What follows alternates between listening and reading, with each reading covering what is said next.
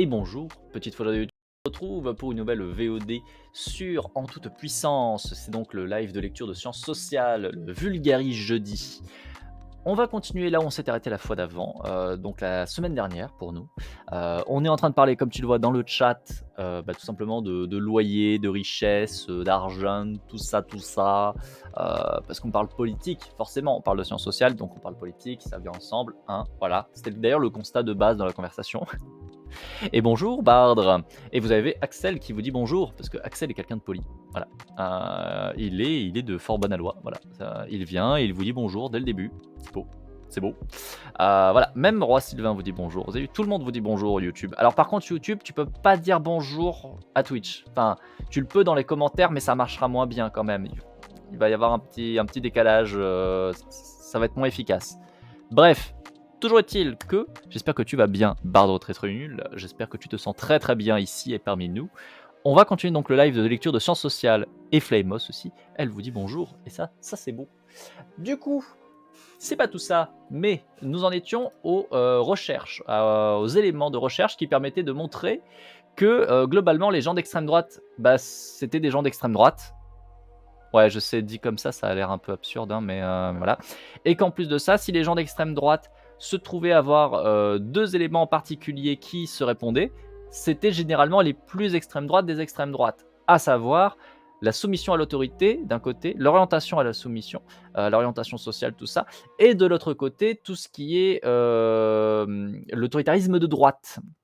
Donc on est vraiment sur, d'ailleurs je dis la soumission à l'autorité, mais c'est pas forcément la soumission à l'autorité, c'est le fait qu'il y a des soumissions dans les sociétés. Voilà.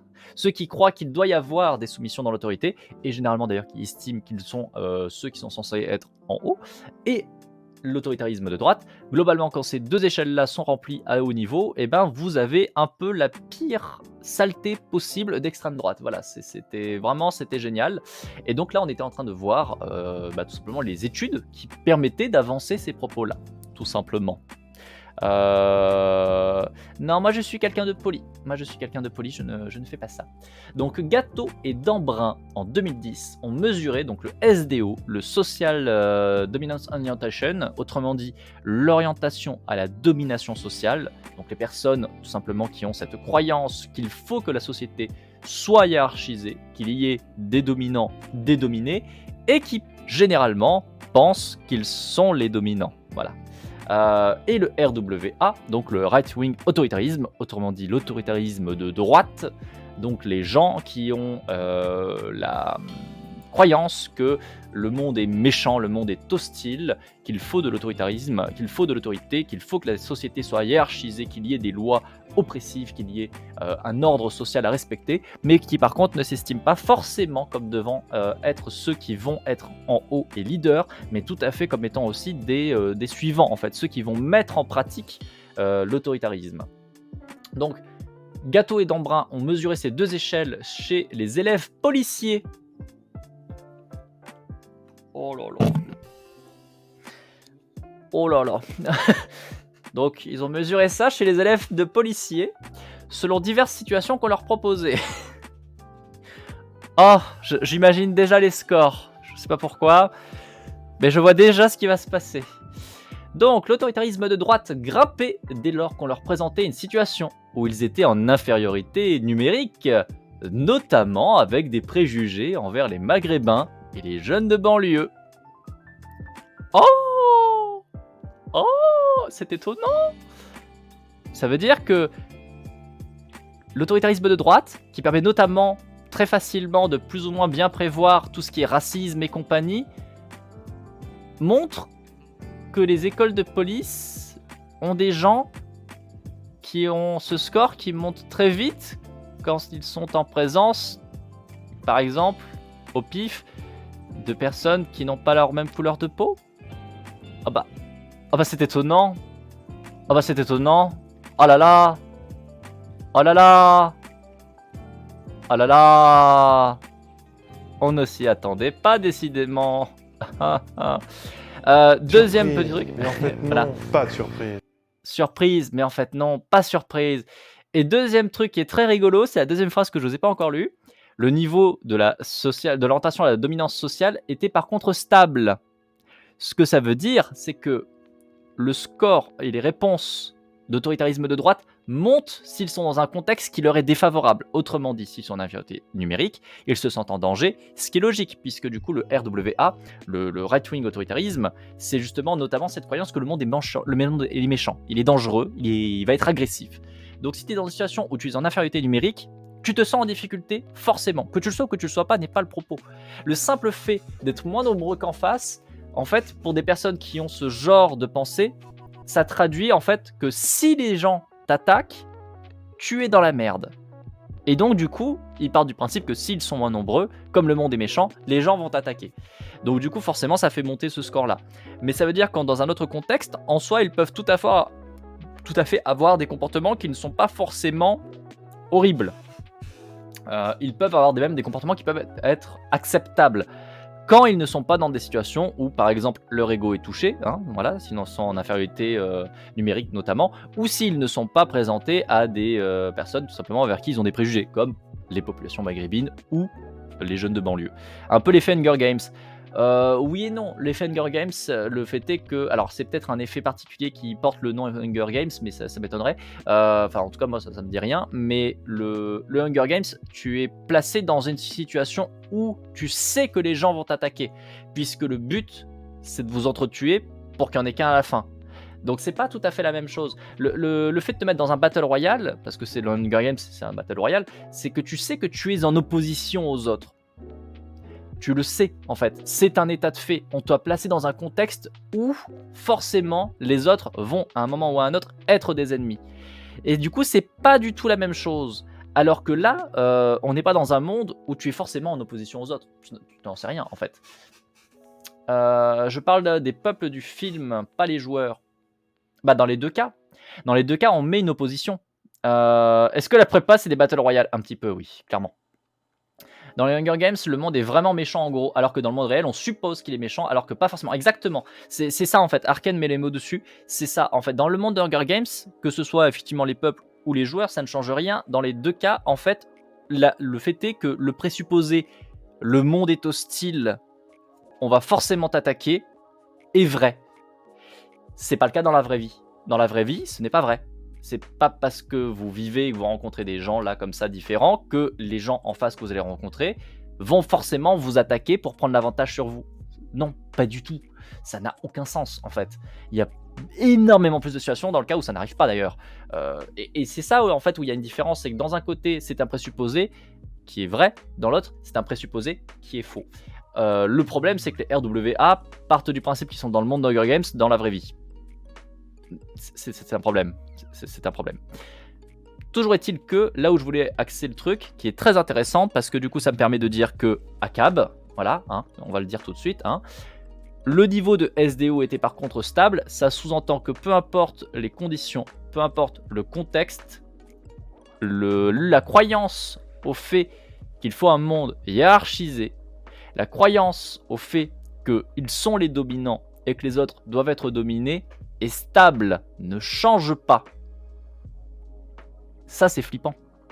Parce que ça veut dire que, en gros, si la personne croit dès le début qu'elle est un cador, elle continuera à le croire, peu importe ce qui se passe au niveau des écoles de police. C'est pas très bon signe. C'est pas très bon signe. Par contre, prenons avec des pincettes, il n'est pas dit quel est ce niveau.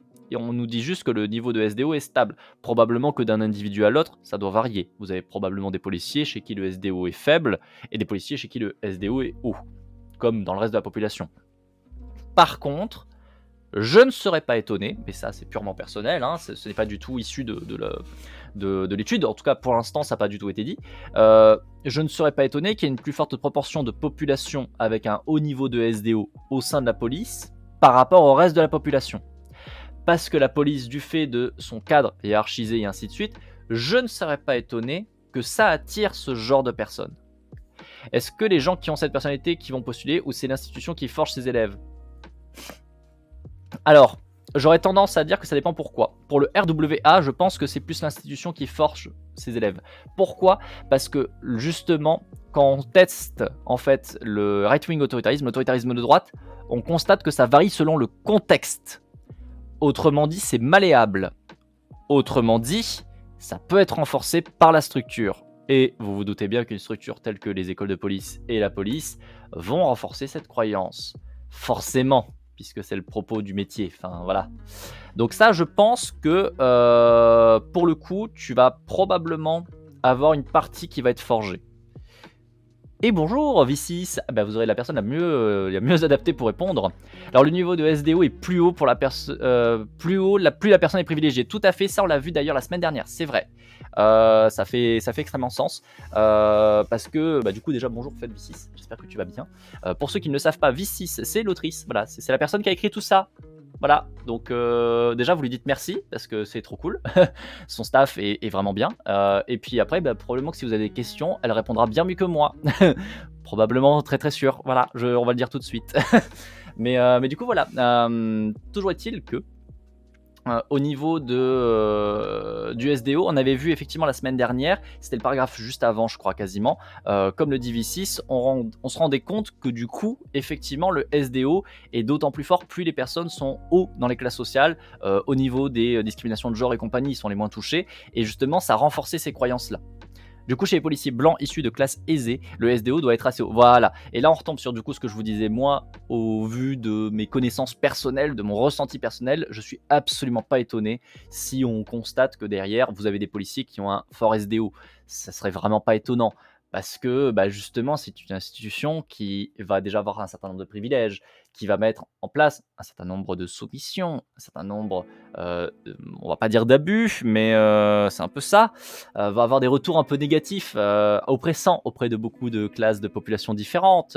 Là, on l'a vu juste avant avec le RWA qui d'un coup monte, donc l'autoritarisme de droite qui monte drastiquement quand ils sont en infériorité numérique, quand ils sont face à des maghrébins ou à des jeunes de banlieue. Bon, voilà, je pense que ça renforce bien tout ça là. Je pense que là, on a un bon creuset qui doit bien fonctionner, hein. Je pense que là, ça doit être pas mal. Et du coup, pour revenir sur la question de base de Axel, est-ce que ces gens ont cette personnalité avant de postuler ou est-ce que l'institution forge ses élèves? Un peu des deux. Un peu des deux pour déjà ce que j'ai dit, mais aussi parce qu'on l'a vu plus tôt. On a vu beaucoup plus tôt dans la partie, alors c'était peut-être pas la semaine dernière, c'était peut-être encore la semaine d'avant, mais selon les situations, selon les contextes, selon le bagage que tu vas avoir, ça va renforcer ou pas. C'est-à-dire que tu peux très bien avoir des accointances de base sur ce genre de vision du monde, mais parce que le contexte va te dire et va te montrer quelque chose de totalement différent, finalement tu peux évoluer et tu peux remettre en question ça. Et vice versa, tu peux ne pas du tout avoir ces visions-là à la base, et parce que tu vas te retrouver dans un contexte très particulier, très oppressif, très violent et ainsi de suite, tu peux commencer à développer ce genre de vision, parce que le contexte aussi va avoir une influence. Donc je pense qu'il y a un peu des deux. Et alors là, je pense qu'avec l'école de police, encore une fois, on est sur un creuset assez horrible, parce que je pense que effectivement, ça doit attirer des personnes qui ont ce genre de personnalité à la base, qui ont déjà ce genre de répondants, mais qu'en plus la structure va les renforcer. Donc là, à mon avis, tu tombes sur les meilleurs scores, hein, et c'est comme ça qu'on tombe sur des violences policières assez horribles aujourd'hui. Après, il y a aussi l'effet de socialisation. On voit des exemples de personnes très peu privilégiées péter un câble avec le pouvoir du métier de flic et se venger sur les autres. Oui, oui, bien sûr. Ça, c'est vrai que c'est à prendre en compte aussi. Plus vous avez de tension, on va dire, plus vous avez de frustration, et plus vous pouvez aussi, malheureusement, faire sortir cette frustration sur autrui. C'est souvent quand j'ai des propos où je vous parle notamment du fait que vous avez des gens qui sont des victimes, mais ça les empêche pas d'être des bourreaux. Et vice versa, vous avez des bourreaux, ça les empêche pas aussi d'être victimes. Ça veut pas dire que ça excuse leurs actes, hein. C'est pas parce que vous êtes victime qu'on va excuser le fait que vous êtes un bourreau. Par contre, on se rend compte que y a plein de cas où en fait finalement, si la personne a fait ce qu'elle a fait, qui était hautement discutable, pour rester poli, c'est parce que justement, à la base, elle a souffert, elle a pris grave dans les dents, et que du coup, à un moment donné, elle a reproduit un schéma qui était extrêmement pas bon, tout simplement. Et bonjour du coup aussi à Almeya, je viens de voir à peine maintenant. J'espère que tu vas bien Almeya. Je confirme en école de police, ils veulent que ce niveau soit élevé. Au niveau du SDO et de RWA, ça serait pas étonnant. Je sais pas si tu l'as encore lu, mais je donne l'exemple d'un gars qui raconte comment être flic l'a fait tomber progressivement dans le racisme. Non, ça me dit rien. Ça me dit rien. Ça, on l'a pas encore lu, je pense que ça va arriver dans pas longtemps. Il a pris conscience et s'est barré heureusement. Par contre, voilà, spoiler, mon dieu, spoiler. Par contre, j'ai une histoire exactement équivalente chez un ami à moi, un très très bon ami à moi. D'ailleurs, ça m'arrive de vous envoyer chez lui en stream. Alors, pas souvent parce qu'il stream très très rarement, mais de temps en temps, je vous ai envoyé en stream chez Oxybeast, qui du coup est un tout petit streamer qui fait principalement du Magic. Voilà, il fait des jeux de cartes Magic. Et du coup, lui, en fait, à la base, il a fait justement école de police et tout ça. Et en fait, ça lui a fait péter un câble parce qu'il a vu justement tous les abus qu'il y avait dans tous les sens et à quel point ça renforçait tout ce bassin-là. Et en fait, il a fait non, non, c'est pas possible. Et il s'est barré. Il s'est barré même très très vite parce que justement, c'était pas possible quoi. C'était juste pas possible. Il y a un espèce de bassin dégueulasse, d'idéologie dégueulasse d'extrême droite qui est infernal. Qui est infernal. Je sais plus si j'ai dit bonjour à Tiffen, mais du coup, coucou Tiffen, j'espère que tu vas bien aujourd'hui, que tu te portes bien. Si ce niveau n'est pas assez élevé à leur goût et s'ils ne parviennent pas à te conditionner, ils te rendent coupable du délit de sale gueule et là tu dégustes. Ouais, c'est pas forcément étonnant effectivement parce que vous allez avoir du coup des mécanismes d'endogroupe et d'exogroupe qui vont se mettre en place. Si du coup t'arrives pas à être conditionné à rentrer dans le moule, en gros c'est que t'es un groupe différent. Si t'es un groupe différent, alors tu dois des mécanismes de défense qui vont se mettre en place contre la personne différente, ce qui est pas étonnant. De toute façon, quand les policiers sont dans une société où ils ne sont pas corrompus, on a des gros dégâts. Par exemple, au Maroc, ils te chopent même avec une plaquette de. Avec une plaquette de. Plaquette de quoi? Je sais pas de quoi tu parles. Il te met une gifle, allez, circule. Ou alors il te prend un morceau et circule. Mais quand tu es dans une société archi non corrompue, tu tombes sur beaucoup de suicides et de bavures. Une plaquette de frein? Non, j'ai un doute. J'ai un doute. Ouais, non, mais c'est. De toute façon, qu'on soit d'accord, personnellement, je suis anti-carcéral, anti-force de l'ordre et compagnie. Ce qui ne veut pas dire que je veux que tout le monde soit comme ça en mode random à faire ce qu'il veut, hein, c'est pas le propos. Mais je pense que l'intelligence collective est vachement plus intéressante et que réfléchir et penser ensemble, mettre en place ensemble, c'est bien plus pertinent. Si à un moment donné, vous mettez en place justement des règles pensez ensemble, vraiment en groupe, et que vous regardez, vous vous entraidez et compagnie, normalement vous allez avoir quand même pas mal de choses qui vont sauter. Ah, de la bœuf, ok. Vous pouvez le dire, hein, il ne va pas y avoir de mort. Hein. Il n'y a pas de souci. Hein. Vous savez, ici, on n'est pas spécialement anti-drogue ou quoi non plus. Hein. Personnellement, je me drogue pas encore qu'on pourrait considérer que tous les cachets que je m'enfile toute la journée sont de la drogue. Mais bon, voilà. Mais on n'est pas spécialement anti-drogue. Hein. Les gens font ce qu'ils veulent en fait. Hein. Enfin, personnellement, je suis pour légaliser aussi derrière. Hein. Enfin, tant qu'on y est, hein, voilà, on va mettre les bails. Anti-carcéral, anti-police, pour la légalisation. Enfin voilà, je vais mettre les trucs. Hein. Je suis plutôt à gauche. Plutôt très, très à gauche. Genre, bien. Très, très bien. Très, très, très beaucoup à gauche. Voilà. Non, tu m'avais pas encore dit bonjour. Un peu mal à l'estomac et vous? J'espère que ça va bien. Du coup, moi, ça va. C'est le début de journée. C'est le début de journée. La police en prison. Non, du coup, non, même eux. Même eux, pas de prison, mais pas de police quand même. J'espère que tu vas bien, Lex Tutor. Bienvenue à toi. Bonjour. On est en plein live de sciences sociales. Allez, débat de gauche. Pour ou contre la pénalisation des TDS? C'est débile. Pour moi, c'est profondément débile de pénaliser les travailleurs du sexe. Parce que le truc, c'est que est-ce qu'elles sont responsables de vivre dans une société ultra-capitaliste? Bien sûr que non. Est-ce qu'elles ont beaucoup d'autres possibilités? Croire que oui, c'est un euphémisme. Hein. Quand on a, par exemple en France, quelque chose comme 11 millions, 12 millions de chômeurs pour 600 000 emplois dispo, voilà. Voilà. TDS, j'ai cru les tentatives de suicide. Alors non, normalement, TDS, c'est travailleur du sexe. Donc du coup, voilà, à tous les niveaux, c'est débile. C'est vraiment profondément débile. Enfin, vraiment, pour moi, la pénalisation, c'est de la merde. Quoi. Et du coup, derrière, légiférer les TDS. Alors légiférer, ça dépend dans quel sens. Rendre ça totalement légal avec un minimum de contrôle et de protection pour les TDS, oui. Rendre ça légal mais ultra contrôlé et surtout pas à l'avantage des TDS, non. Non, c'est débile. C'est débile. Mais après, et je mets le pied dans la porte, le but, c'est de finir sur la question fonctionnariat du TDS. Le but, c'est la disparition du monde du travail. C'est la disparition du salariat. C'est la disparition de la nécessité de travailler pour avoir le droit de vivre. Voilà. C'est... voilà. Travailleur du sexe, TDS, tentative de suicide, TS. Ah ouais, l'acronyme, c'est juste TS pour tentative de suicide? J'ai jamais mis d'acronyme à tentative de suicide. Bref, c'était une réflexion comme ça, privée, gratuite. Mais du coup, ouais, non, disparition du travail. Disparition du travail, ça c'est bien. Disparition du salariat, ça c'est bien ça. Ça c'est cool ça. Ça on peut. Ça y a pas de souci, on peut y aller. Moi c'est vers ça qu'il faut tendre. Hein. Disparition du travail, c'est bien. C'est cool. Et du coup après, travailleur du sexe n'a plus de sens en fait. Le travail du sexe comme le travail en général n'a plus de sens. Si tu fais disparaître la nécessité de salariat et compagnie, voilà. Voilà. Dans la police, c'est l'acronyme. D'accord. Ok. Les gens aiment pas parler de suicide directement. Je suis pas sûr que ça soit une bonne chose. De parler de suicide? Non, clairement pas. On va pas. Enfin, c'est pas le propos. C'est pas le sujet. C'est pas le sujet. Toujours est-il que, au fait, pour ceux qui arrivent, au passage, vous êtes sur YouTube, sachez-le, parce que nous sommes en train de faire une VOD, toutes les lectures de sciences sociales, parce qu'à la base, on était en lecture de sciences sociales. Enfin, il y a le texte, du coup. Voilà.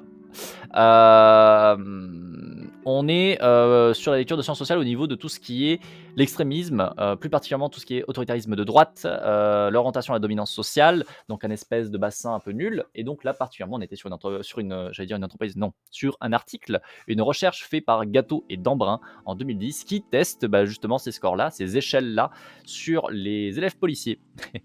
Étonnamment, ils sont de droite. Ah! Surprise. Bon, je rigole un peu dessus, mais voilà, ça montre quand même qu'il y a un bassin qui craint de ouf. Non sans raison. Toujours est-il que du coup, vous êtes en VOD. Donc là, on est en train d'enregistrer et donc YouTube aura cette vue-là. YouTube vous verra. Voilà, sachez-le. Vous voyez pas YouTube par contre. Enfin, vous comprenez qu'il y a un petit décalage. Donc du coup, voilà. Tap. Je crois qu'on voulait punir de prison ceux qui tentent de rip. Ça serait bizarre. Et du coup, de gauche, mais pas juste réformiste. Mais non, faut tout faire sauter, recommencer de zéro. Moi, je suis un gros anard, hein, qu'on soit d'accord. C'est un truc que souvent j'explique. En haut à gauche, là, juste à côté du titre, vous avez une fougère avec la gueule de Lénine. Oui, c'est pour faire rappeler le communisme. Mais dans les faits, en fait, je suis plutôt anard. Pourquoi est-ce que j'ai mis ça? Parce que généralement... Étonnamment, les communistes ont une meilleure visibilité que les anards, ça passe mieux. Voilà, c'est mieux reçu en général, et du coup, ça transmet quand même l'idée assez facilement, avec les couleurs rouges, tout ça, que ici on est sur un stream de gauche. Voilà, c'est l'idée en fait de transmettre un message pas subtil un brin. Ici, c'est la gauche. Voilà. Mais en vrai, moi, je suis plutôt bien anard, hein. Anard autonomiste. Je pense qu'il est important de mettre les choses en place ensemble, de réfléchir aux choses ensemble, de construire ensemble, de prendre en compte les réalités des différents individus. Hein. Arrêtez de vouloir faire des hiérarchies sur est-ce que toi tu souffres plus, est-ce que toi tu as plus d'oppression, et ainsi de suite. Enfin, à un moment donné, ça ne sert à rien. Si vous reproduisez un système dans lequel vous mettez des hiérarchies, vous reproduisez exactement le système contre lequel on se bat déjà. C'est juste que ça sera pas les mêmes hiérarchies, mais ça ne veut pas dire que ça sera beaucoup plus intéressant ni beaucoup plus cohérent. Enfin, il y a même de grandes chances que du coup, ça parte en cacahuète à peu près de la même manière. Donc c'est débile. Donc vraiment, moi je suis sur plutôt des mouvances tout péter, recommencer de zéro et tous main dans la main ensemble, ou en tout cas, à défaut d'être main dans la main, en écoutant un minimum ce qu'il y a autour de nous. Voilà. Pendant que je prends mon petit déjeuner, si tu as des questions sur l'école de police, n'hésite pas, j'y ai passé une année. Pourquoi pas. Bon après là on va suivre la lecture, mais par contre tu es totalement libre de nous faire des retours s'il y a des choses qui te parlent. Je pense qu'il y a des chances, hein. N'hésite pas à nous dire ah bah oui ça me rappelle quelque chose, clairement. Pas main dans la main mais bouche dans l'oreille. Bouche dans l'oreille, oui ça me brûle, allez vas-y YOLO. Par contre tu laisses mon oreille tranquille s'il te plaît. J'ai pas envie d'avoir des langues ou choix chelous dans mon oreille. Hein. On laisse mes oreilles tranquilles, s'il vous plaît. Je n'ai pas ce genre de kink. Pas moi. Merci, mais non merci. Je reprends. Ces hauts scores peuvent avoir d'ores et déjà un rôle dans la politique. Étonnant. Altmaier a étudié aux États-Unis les scores de 549 législateurs républicains et 682 démocrates. Les républicains étaient tous plus ou moins hauts scores. Les démocrates se dispersaient à la fois de très bas scores à hauts scores. C'est pas forcément étonnant, mais c'est en étudiant les politiciens qu'il a découvert les plus... Mais en fait non, voilà. Pas de surprise. Surprise, mais en fait non. Pas surprise. Mais c'est en étudiant les politiciens qu'il a découvert les plus hauts scores, les plus hautes corrélations, pardon. Le parti corrèle à 0,82, 0,82 avec le RWA, donc le right-wing autoritarisme, parfois avec plus de 0,94, 0,95. Oh, c'est violent. Autrement dit, il en conclut que le niveau RWA, donc right-wing autoritarisme, d'un individu ou d'un groupe permet d'identifier sa position sur le spectre politique. De gauche, les scores les plus bas, à droite, les scores les plus hauts. Étonnant. L'échelle SDO n'était pas, donc le social-démocrate, social-démocrate, je dis démocrate parce que j'ai vu démocrate, quel abruti. Social Dominance Orientation, l'orientation à la dominance sociale, n'était pas publiée à l'époque, mais selon les analyses d'Altermayer, il estime que les politiciens au score devaient sans doute l'être aussi sur le Social Dominance Orientation. 0 à 1 en général, ouais. 0 à 1, c'est assez régulièrement le cas. Dans la pensée générale communiste, organisée, anarchiste, fouteur de sbeul, alors qu'en vrai, les anards savent à quel point il faut avoir conscience d'une forme d'organisation quand on doit annihiler les rapports de puissance. Tout à fait. En fait, mon gros problème, c'est que souvent, on va classer effectivement les anards comme juste... vous venez avec des cocktails Molotov et vous faites tout cramer, alors que pas du tout. Et souvent, on va mettre dans la pensée communiste, ah regardez, en fait, ils sont organisés, alors qu'en fait, non, ils sont généralement organisés autour d'une construction hiérarchique avec une mise en place d'un système de, on va dire pas de classe, parce que c'est pas forcément un système de classe, mais vous avez un peu une centralisation du pouvoir et de l'organisation. Et c'est ça le problème en fait. Pour moi, c'est un problème de voir centraliser les choses. Parce qu'on a plein de réalités différentes. Oui, du coup, je re-swift par rapport au sujet du texte, désolé. Mais pour moi, c'est vraiment un gros problème de vouloir tout le temps centraliser les choses, de toujours vouloir en fait faire un truc un peu genre, oh regardez, on fait un truc universel. Oui, mais en fait, non, en fait, en voulant faire un peu de l'universalisme, en voulant toujours mettre un peu votre truc centralisé, qui est censé répondre à tout le monde, bah en fait, vous répondez à personne. Enfin, si, vous répondez à 2-3 personnes, vite fait. Mais du coup, il y a plein de cas différents, il y a plein de différences à prendre en compte et qui ne sont pas pris en compte en général. Ce qui ne veut pas dire que c'est un problème de la pensée communiste en tant que telle. Hein. Je pense que c'est plus un problème de parti politique. Je pense que c'est plus un problème des gens qui se réclament des mouvements communistes, qui ont souvent plutôt ce genre de vision. Et encore une fois, ça ne veut pas dire que c'est du coup quelque chose d'hégémonique. Vous pouvez tout à fait tomber sur des personnes qui se revendiquent du communisme et qui n'ont pas du tout ces propos-là. Ils vont avoir énormément de retours, même probablement très intéressants et très différents. Mais personnellement, moi, quand je me suis confronté notamment à des communistes, et à des communistes un peu organisés, notamment avec le PCF, tout ça, c'est ce genre de vision-là des choses sur lesquelles je suis tombé et qui me correspondent pas en fait, qui me correspondent tellement pas. Donc c'est plus pour ça que je me considère plutôt du côté anard, clairement. Bref, je continue. Altmaier a découvert que les hauts scores en général adhéraient, obéiraient à des politiques hautement autoritaires, type régime nazi, y compris s'ils en étaient la cible. Oh, étonnant. Il a soumis une situation aux autoritaires qui se présentait ainsi. Supposons que le gouvernement fédéral, dans le futur, adopte une loi interdisant divers cultes religieux. Les représentants du gouvernement ont alors déclaré que la loi ne serait efficace que si elle était vigoureusement appliquée au niveau local et ont appelé tout le monde à aider à la lutte contre ces cultes. Les participants devaient dire s'ils estimaient que les déclarations suivantes étaient très vraies pour eux ou non. Proposition 1. Je dirais à mes amis et voisins que c'est une bonne loi. 2. Je parlerai à la police de tous les cultes religieux que je connaîtrais. 3. Si la police me le demandait, j'aiderais à traquer et à arrêter de membres de cultes religieux. 4. Je participerai à des attaques contre des lieux de rencontre de sectes religieuses si elles étaient organisées par les autorités compétentes. Waouh, ça donne envie. 5. Je soutiendrai l'utilisation de la force physique pour amener les membres de la secte à révéler l'identité des autres membres de la secte. 6. Je soutiendrai l'exécution des chefs de sectes religieuses si le gouvernement insistait sur la nécessité de protéger le pays. Ça donne envie. Autrement dit, c'était une situation dépeignant un régime nazi, avec son appel à délation, à collaboration, visant à détruire des personnes sur des bases de critères arbitraires, puisque le culte religieux en question ne fait aucun mal à la base. Il a fait également des variations sur le groupe d'appartenance des cibles de ce régime autoritaire, les homosexuels, les communistes, puis des groupes dont ils sont plus proches, des plus hauts scores, comme le Ku Klux Klan, ou des partis d'extrême droite. Ils adhéraient toujours au soutien de la politique autoritaire, donc étaient prêts à soutenir cette politique, à participer à la délation, à la collaboration destructive. Poussant la situation en extrême ridicule, selon les propos d'Altermayer, il leur a présenté une situation où ce gouvernement autoritaire avait pour cible les autoritaires de droite, donc eux.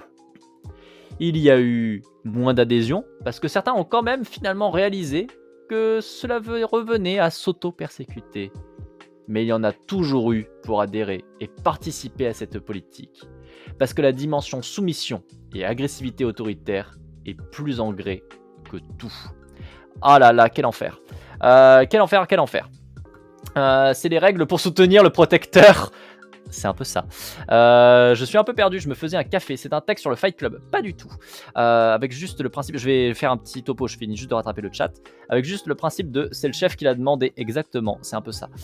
Et du coup, effectivement, le protecteur c'est Homelander pour les bilingues. Et si vous ne savez pas ce que c'est le Homelander ou le protecteur, c'est The Boys, à la base un comics qui a été fait en série sur Prime, qui dépeint des super-héros pas super et pas héros. Voilà. Et donc, du coup, pour ceux qui ne savent pas ce qu'on fait, pour ceux qui sont là depuis pas forcément très longtemps, on dirait que tu as mal lu la feuille de route de Darmanin. Je pense que j'ai très bien lu la feuille de route de Darmanin. Je pense que je l'ai très bien lu, sa feuille. Qu'est-ce qu'on lit? Alors actuellement, on lit En toute puissance. En toute puissance, c'est un manuel de psychologie sociale qui a été écrit par V6. V6 qui est quelque part là dans le chat, caché. Voilà. Vous avez Céron qui est très très bon pour mettre les petits liens, qui vient d'utiliser la commande HS. Pourquoi HS? Parce que V6, elle est avec Shaika, toutes les deux. Elles font deux projets différents. D'un côté, vous avez le blog Hacking Social, qui est donc un site web sur lequel il y a notamment En toute puissance et tout un tas d'articles sur tout un tas de sujets des sciences sociales, des sciences humaines et sociales, principalement rédigés, sauf erreur de ma part, par V6. Et de l'autre côté, vous avez la chaîne YouTube Horizon Gull, qui est plutôt gérée par Shaika et qui fait des vidéos de vulgarisation de sciences sociales sur tout un tas d'éléments différents. Et notamment, ces derniers temps, vous avez un dossier qui est en train de sortir. Shaika est en train de bosser particulièrement sur les autoritaristes. Voilà. On est sur du contenu qui du coup colle très bien à ce qu'on est en train de faire. Oui. Il y a 3 vidéos sur 5 qui sont sorties, elles sont vraiment cool. On a d'ailleurs fait du react sur la chaîne dessus parce que il y avait plein de choses à dire dessus et que c'était cool, c'était vraiment cool. Parfois Shaika aussi publie sur le site. Ouais, c'est pour ça que je préfère dire que tu es principalement toi dessus, parce qu'il me semble que j'ai déjà vu passer des trucs de Shaika effectivement. Et puis il me semble que toi de ton côté par contre tu l'aides aussi au niveau d'Horizon Gull. Il me semble qu'elle n'est pas toute seule, enfin il me semble. Est-ce qu'on sait qui est le technicien? Finalement, est-ce important de savoir qui est le technicien? Peut-être pas. Toujours est-il que du coup on est sur un texte qui a pour principale vocation à mettre en avant l'autodétermination. Autrement dit la capacité des gens à réussir à prendre en main, au moins un tantinet, leur personne, leur réalité, parce qu'on a quand même un environnement qui est extrêmement conditionnant à différents niveaux. On a quand même un environnement, ne serait-ce que par notre culture, qui est très poussée sur le libéralisme, le capitalisme, le patriarcat et j'en passe. On est quand même dans des situations qui sont très oppressives et qui peuvent nous laisser croire et qui peuvent nous laisser un peu démunis face à tout ça. Et le fait est qu'on a quand même quelques leviers, aussi faibles soient-ils, aussi compliqués et difficiles à mettre en place qu'ils soient, et encore plus dans nos environnements qui sont encore une fois d'une violence assez présente. Mais le fait est que nous avons des moyens, nous avons quand même des petits leviers possibles, au moins un tantinet, pour essayer d'améliorer et notamment de un peu plus être autodéterminé. Autrement dit, être un peu plus en mesure d'avoir des motivations qui sont issues de nous-mêmes. Mais du coup, voilà.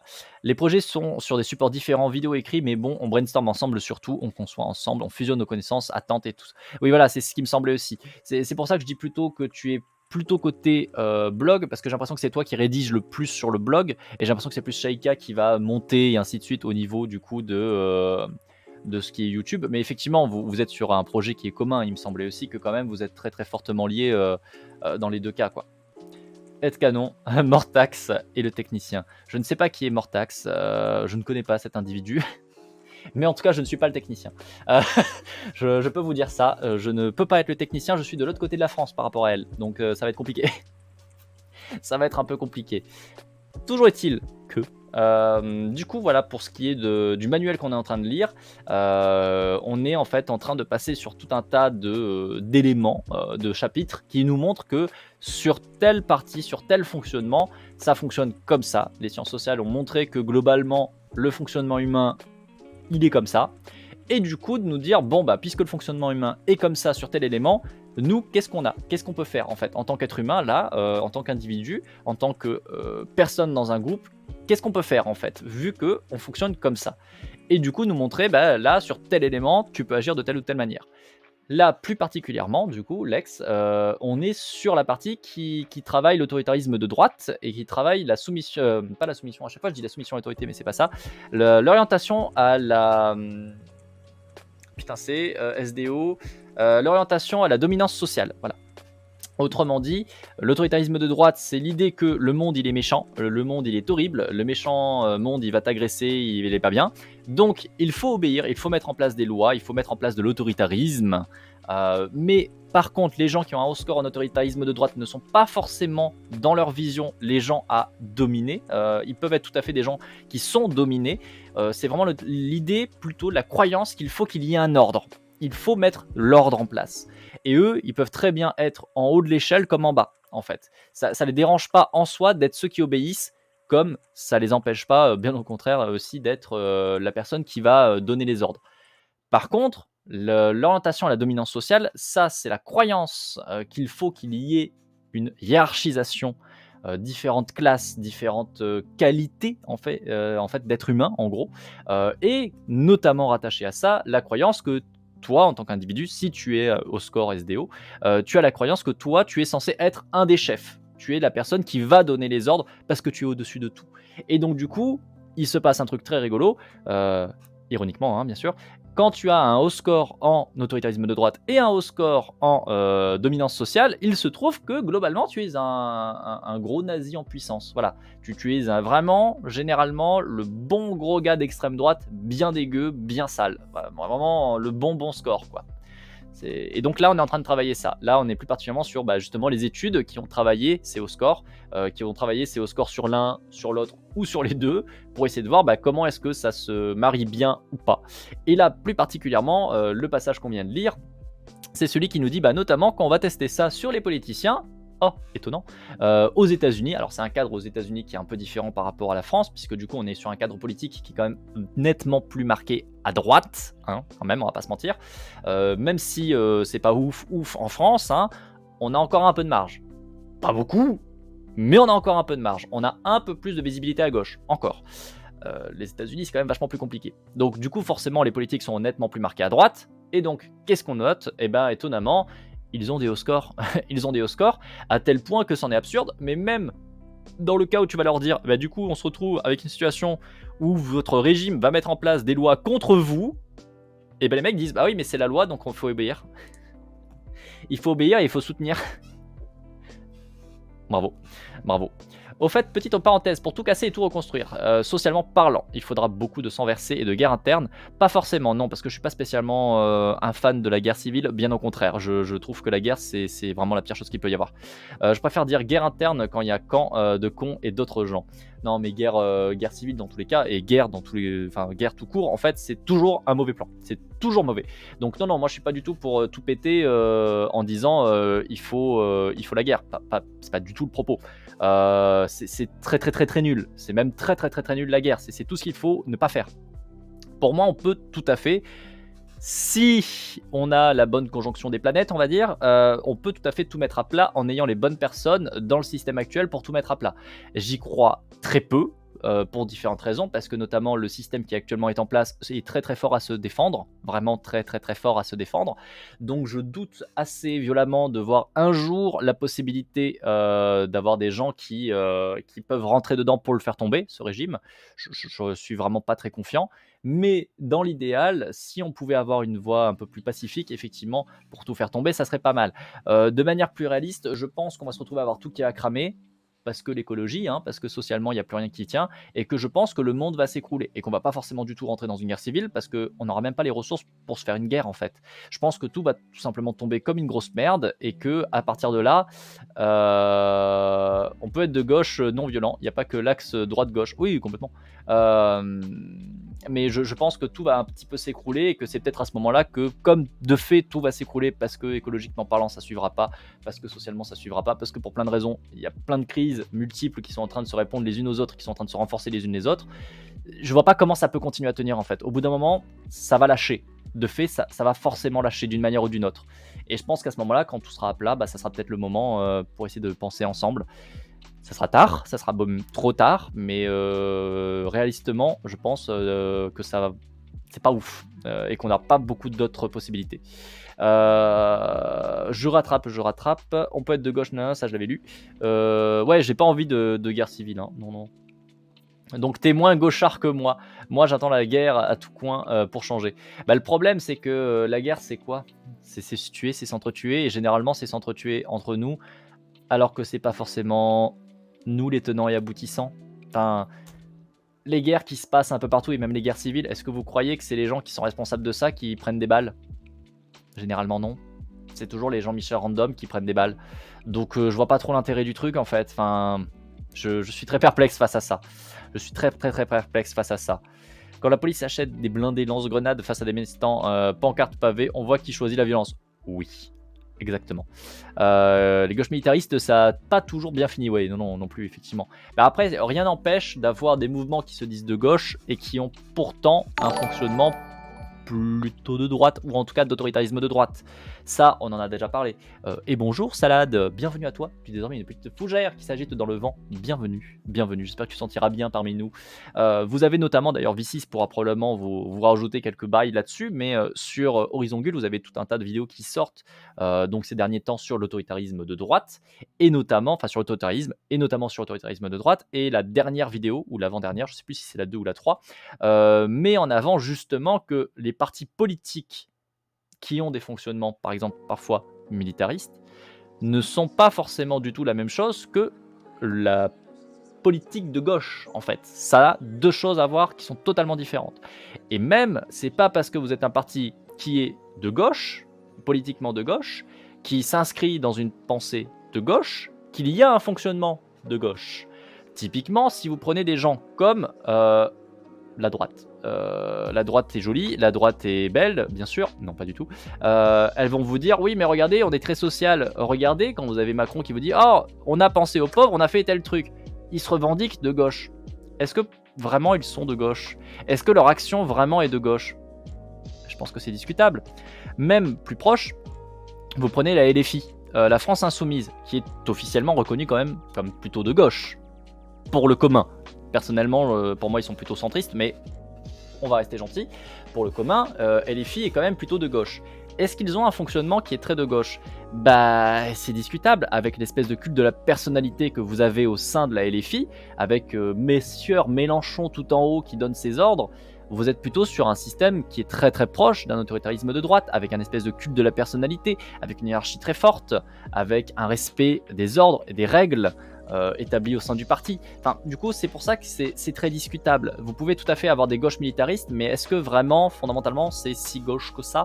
Est-ce que c'est pas un petit peu de l'autoritarisme de droite? Vous voyez, il y a quand même des trucs très discutables. Même chose en temps de paix, qui ramasse les balles, en sont-ils responsables? Ah non, clairement pas. Mais en fait, je vois pas, et du coup bonjour à toi quiconque, je vois pas l'intérêt en fait de se dire, tiens, là il y a des inconnus random qui prennent des balles gratos. Bah tiens, on va aller faire ça où on sait que des inconnus vont prendre des balles gratos, sans toujours toucher les coupables. C'est pas très pertinent. Personnellement, je trouve pas ça très pertinent. Voilà, après c'est mon avis là-dessus, vous pouvez avoir le vôtre, il y a aucun problème là-dessus, mais personnellement, ça sera forcément une pas bonne réponse. C'est tout un débat, mais je persiste, sans violence, même hard violence, il n'y aura aucun changement. D'ailleurs, la création de la République s'est faite sur 20 000 décapitations, dont le roi. Le changement avec la paix est impossible, désolé. Bah, je suis pas d'accord, parce qu'il y a plein de moments où il y a eu des changements, en fait. Vous avez énormément de possibilités, en fait, qui se font à énormément d'endroits et qui se font sans violence, notamment sans violence physique. Vous pouvez avoir de la violence qui peut être faite, mais généralement, la violence qui est faite, en fait, elle vient de l'extérieur.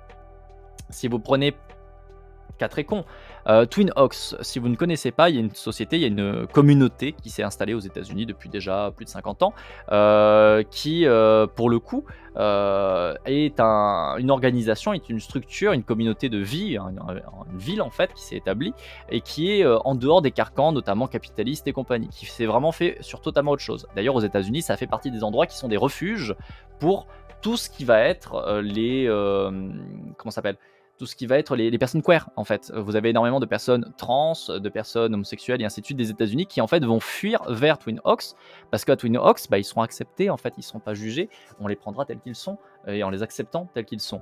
Et forcément, au niveau des États-Unis, vous doutez bien que étonnamment, ça doit attirer du monde. Toujours est-il que la violence que vous avez, la violence en fait, elle vient de l'extérieur. La violence, c'est Et vous les pays savez ce qui autour, va se passer? enfin, c'est les Eh bien, États nous allons autour. bientôt manquer de l'eau. Oui, Et c'est pourquoi je bois à la devant vôtre. vous un verre d'eau. Vous allez avoir les États autour, et notamment l'État dans lequel est Twin Oaks, qui vont venir mettre des législations, qui vont venir faire chier, en fait, qui vont venir poser une violence. Mais la communauté, elle n'a pas fait preuve de violence, elles sont pas rentrées en lutte spécialement armés, ils n'ont pas spécialement fait de mouvements violents ou quoi que ce soit, de quelque ordre de violence que ce soit, parce qu'effectivement la violence n'est pas la guerre, et Donio fait bien de le rappeler, effectivement. Pour le coup, ça s'est mis en place plutôt proprement, et c'est toujours là au bout de 50 ans, et c'est quand même plutôt rassurant, même s'il peut y avoir des problèmes dedans, hein, et qu'il y a forcément des problèmes comme dans toute communauté, mais c'est quand même déjà sur un modèle qui s'est fait totalement différent. Alors est-ce que de manière très large, de manière, on va dire vraiment étatique, c'est capable de se mettre en place? J'en doute, pour les mêmes raisons que je vous ai dit plus tôt, c'est que je vois pas le système actuel lâcher les armes, en fait. On le voit aujourd'hui dans les manifestations, qui c'est qui est armé? Bah, c'est les flics, en fait. C'est les flics qui arrivent avec des espèces de blindés, enfin what the fuck, contre des gens qui ont juste des pancartes. La violence, elle est assez claire, hein, elle est assez claire. A contrario, je pense que, effectivement, des choses comme le dit Axel, je pense qu'il a raison, les congés payés, ça vient des grèves. Si aujourd'hui, on se mettait tous d'accord pour se mettre en grève, on aurait une puissance assez phénoménale, hein. Je pense que ça serait quand même assez impactant comme truc, parce que ça calmerait bien des bouches. Et d'ailleurs, on a vu qu'avec tout ce qui est les mouvements, là, des gilets jaunes et ainsi de suite qu'il y a eu, on a vu que ça faisait peur aux États. Ils ont réagi d'autant plus violemment que justement, ils voient bien la puissance que ça peut faire. Et c'est pour ça qu'ils ont été aussi violents avec eux. C'est pour ça qu'ils ont été aussi destructeurs et qu'ils ont essayé de les décrédibiliser dans tous les sens. Parce que justement, si à un moment donné, le reste de la population se rend compte qu'effectivement, 1, ça marche, 2, c'est pertinent, et 3, ça permettrait d'envoyer tout ça bouler un peu fortement, bah, les gens iraient probablement dans la rue avec eux. Sauf que bah, du coup, non, on les a décrédibilisés, on les a fait passer pour un peu tout et n'importe quoi, on leur a envoyé des tonnes de violence dans la gueule, on les a fait passer pour des espèces de monstres horribles, limite des assassins d'enfants et compagnie, pour dire ah ben non, mais regardez, c'est eux les vrais violents, alors qu'en fait, ils se mangeaient des putains de blindés dans la gueule, qui se faisaient nasser comme jamais, qui se sont pris je ne sais combien de quantités de fumigènes dans la gueule et ainsi de suite. Enfin bref, on va pas revenir dessus, mais bon bref, vous voyez l'idée. Donc pour moi déjà, est-ce qu'on qualifie tout simplement des mouvements comme la grève, qui consiste simplement à ne pas travailler et à sortir du coup du salariat et aller dans les rues pour protester, et encore, est-ce qu'on qualifie la grève de manifestation? Est-ce que la manifestation, c'est la grève? Parce que juste la grève, c'est juste ne pas travailler. Est-ce que si déjà on faisait pas tous la grève sans forcément sortir dans la rue, déjà ça calmerait pas un peu des gens? Vous voyez, je me dis qu'il y a quand même pas mal de choses à faire sans rentrer dans l'affrontement déjà armé d'une part, et sans forcément rentrer du tout dans le conflit violent, quoi. Enfin, je pense que juste simplement faire la grève, ça peut être déjà un bon début, en fait. Si vraiment on arrive à mettre en place des choses où les gens font grève, ça marcherait. Vous l'avez vu avec des endroits comme par exemple, vous avez Ibis Budget, qui a été d'une violence phénoménale avec ses femmes de ménage, payées dans des conditions de travail pitoyables. Elles ont fait la grève, alors ça a galéré pendant 1 an et demi, hein, on est d'accord que ça a pris beaucoup de temps, énormément de temps. Peut-être parce que d'ailleurs, il n'y avait qu'un Ibis Budget qui faisait la grève, hein. Mais ça a marché, elles ont eu des acquis. Elles ont réussi à récupérer des choses. Pourtant, est-ce qu'on peut qualifier ça d'acte violent? Est-ce que le fait de ne pas aller travailler pour des gens qui t'exploitent, c'est de la violence? Je suis pas sûr de qualifier ça de violence. Si après vous, vous appelez ça de la violence, oui, bah si vous voulez, oui. Ok. Je continue à rattraper du coup. Au niveau de ce que disait Badre très nul d'ailleurs un peu plus tôt, au niveau de la République ça n'a pas été une très bonne révolution puisque globalement on a viré les nobles pour mettre les bourges. C'est pas vraiment ce que j'appelle une révolution, c'est même hautement discutable. Parce que en fait, globalement, t'as viré une classe qui était dominante pour la remplacer par une autre classe dominante. Et du coup, la plupart des gens qui sont morts, qui se sont fait massacrer, c'est notamment les peuples, les paysans, les gens random, qui ont continué à se faire massacrer, en fait, entre eux, et à se massacrer avec les voisins aussi, parce que du coup, les pays d'à côté sont venus dire « Oh mon Dieu, la République, c'est pas bien !» Donc au final, est-ce que vraiment les dominants ont vraiment perdu tant que ça? Bah pas vraiment. Pas vraiment. Enfin, je remets un peu en doute la qualité de la révolution qu'on a eue. On a un beau récit national dessus, mais est-ce que vraiment c'est le pouvoir du peuple? Discutable. Je pense que c'est hautement discutable. Je continue à rattraper. Les exemples de révolution pacifique, c'est ce que je disais notamment, mais encore une fois, révolution, c'est pas forcément pacifique, parce que la révolution, souvent, ça implique un changement violent, en fait. Et du coup, de fait, pacifique, ça va être compliqué. Mais par contre, on peut avoir des changements pacifiques. On peut avoir des changements qui ne sont pas forcément des révolutions, mais qui vont permettre de changer la société. Ça se fait parfois à petit niveau, parfois à plus gros. C'est vrai que je pense que c'est difficile de le mettre à très haut niveau. Au niveau étatique, je pense que c'est compliqué, très compliqué. Après, on repart sur le propos un peu pessimiste que j'ai tenu plus tôt, hein, c'est que je pense que la société va s'écrouler comme une merde entièrement, parce qu'on a une quantité de crises qui viennent se rajouter les unes aux autres, qui continuent à se rajouter les unes aux autres, encore et encore. Et je vois pas comment, au bout d'un moment, ça peut tenir. Et je pense qu'au bout d'un moment, c'est juste, ça va s'écrouler. En fait, ça va juste s'écrouler. Et ça sera pas pacifique, hein, de fait, puisque ça va s'écrouler comme une grosse merde et tout le monde va souffrir. Mais bon, au moins ça sera pas une guerre civile, je présume. Je continue à rattraper. Faudrait refaire un mai 68. Oui et non, pourquoi pas, enfin à voir. Qu'est-ce que t'entends par mai 68 en fait? Peut-être qu'on se comprend pas. Je reprends, si tu veux toi-même faire un changement. Alors oui, bien sûr, il te faut faire cela pacifiquement, il n'y a pas le débat là-dessus. Mais quand on est face aux violents avec toi, alors qu'on soit d'accord, pour moi, si tu es face à des gens qui sont en train de te matraquer à la gueule, il faut se défendre. Hein. On va replacer là tout de suite les trucs. Hein. Parce qu'on en a discuté pendant pas mal de temps. Oui, le fait est que les gens sont violents. Il n'y a pas de violence légitime. Pour moi, il n'est pas légitime de faire preuve de violence. Par contre, à un moment donné, si on est en train de te mettre des coups de pelle dans la gueule, effectivement, il faut que tu puisses te défendre aussi. Je pense que t'as pas à juste prendre les coups et à dire oui, vas-y, mets-moi des coups parce que je suis pacifique, j'ai de meilleurs idéaux que toi. Non. Non, défendez-vous, restez en vie, hein, qu'on soit d'accord. Donc non, il faut pas ne pas répondre à la violence. Je pense que tant qu'on peut essayer de trouver notre solution, il faut y trouver une autre solution, mais il y a effectivement des moments ou des cas où on n'a pas d'autre choix. Malheureusement, je pense qu'il y a plein de situations dans lesquelles où finalement, on ne peut que répondre par la violence, et je la comprends. Ça ne veut pas dire que je trouve que c'est la bonne solution, mais je comprends qu'il n'y a pas forcément d'autres solutions. C'est plus ça. Et du coup, je continue à rattraper. Hein. Non, voilà, c'est ce que je disais, du coup, c'est ce que je répondais. On accepte la légitimité de la violence en politique, mais je ne crois pas que tout le monde puisse se permettre l'escalade et la violence en manifestation. Ça décourage plein de gens qui ont peur de venir. Il faut que chacun trouve un peu sa voie. Oui, voilà, c'est ça. Je pense aussi, ça, on va revenir sur un truc que je vous dis assez régulièrement. Pour moi, il n'y a pas une solution qui correspond à tout le monde, hein, qu'on soit d'accord. Il y a énormément de possibilités et je pense qu'il est extrêmement nécessaire que chacun trouve sa voie. Quand Donio vous dit que pour le coup, effectivement, chacun doit trouver sa voie et peut trouver sa voie, je suis d'accord. Vous avez plein de manières de faire. Vous n'êtes pas obligé d'aller dans la rue pour protester. C'est pas nécessaire. Enfin, si c'est pas votre manière de faire, si c'est pas votre fonctionnement, si vous n'avez pas la santé pour plein de raisons, bref, c'est pas votre truc, ne le faites pas. Ne vous forcez pas. C'est débile, en fait. Chacun peut trouver sa manière, en fait, de donner sa pierre à l'édifice. La violence, de la misère, le coup de pelle moral, ça compte, bien sûr, bien sûr. Non, mais qu'on soit d'accord, hein, quand je parle de violence, je parle pas que de violence physique. Hein, effectivement, on est dans une situation où là, à l'heure actuelle, je pense qu'il faut rebalancer un peu les choses. Est-ce que pour autant, il faut tomber en violence? C'est là où je suis pas forcément d'accord.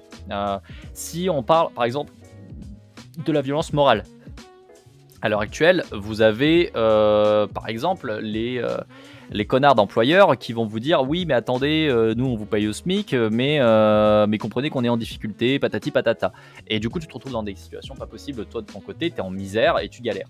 Bah, je pense que si ensemble on se mettait à faire la grève, on n'est pas forcément sur un acte violent, si son entreprise tourne plus, peut-être que le patron il va se poser des questions et peut-être qu'il va vouloir augmenter son salaire, enfin les salaires des employés et peut-être baisser un petit peu ce qu'il envoie dans tous les sens.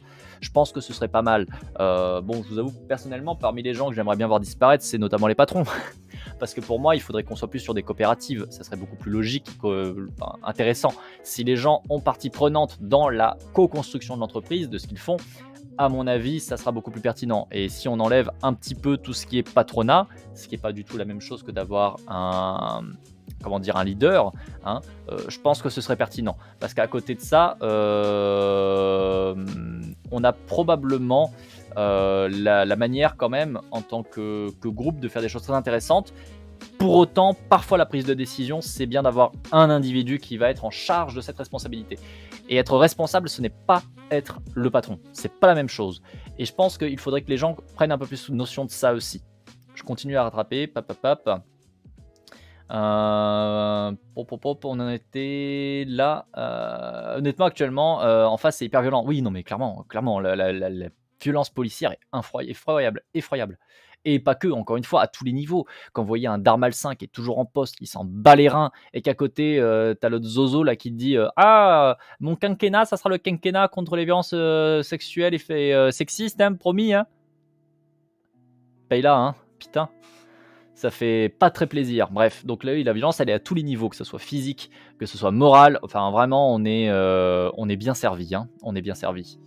Je continue à rattraper. Ouais, et c'est ça le problème en fait. Face à la racaille judiciaire et policière, je serais pire qu'un bad block. En fait, le problème derrière, c'est qu'on a trop tendance à individualiser les choses. Et c'est un problème. Après, vu notre société, c'est logique. À un moment donné, pourquoi est-ce que ces gens-là ont aussi cette vision-là? Parce que probablement qu'ils sont dans un contexte, et c'est notamment ce que montre le livre qu'on est en train de lire, hein, parce que je vous rappelle qu'on est en live VOD, hein, voilà, là normalement YouTube écoute tout ça en même temps. Bon, on n'en a pas beaucoup lu là pour l'instant aujourd'hui, mais toujours est-il que les gens sont pas là et sont des connards parce qu'ils vous ont envie et ils sont là en tant que connards. Malheureusement, ils sont dans un contexte, ils sont dans une formation, ils sont dans une vision qui les pousse à avoir ce genre de comportement et à ne pas remettre en question ce genre de choses. Probablement que si on commençait aussi par un petit peu permettre à reprendre du contrôle en tant qu'individu sur ce qui vraiment relève de l'individuel et un peu plus prendre conscience de la quantité faramineuse de choses sur lesquelles on n'a pas de contrôle, sur lesquelles finalement c'est le contexte qui fait, ça serait pas trop mal. Parce que certes, ça n'excusera pas, hein, qu'on soit d'accord, ça n'excusera pas la personne d'être un bourreau, mais ça nous permettrait peut-être de comprendre qu'elle est aussi victime. Et que du coup, de fait, même si ça n'excuse rien, et ça n'enlève en rien la responsabilité des actes, on va dire, de bourreau, ça veut dire que le travail à faire, c'est peut-être pas juste de taper sur le bourreau, c'est peut-être de travailler en amont. Vous voyez, c'est ça aussi l'idée derrière.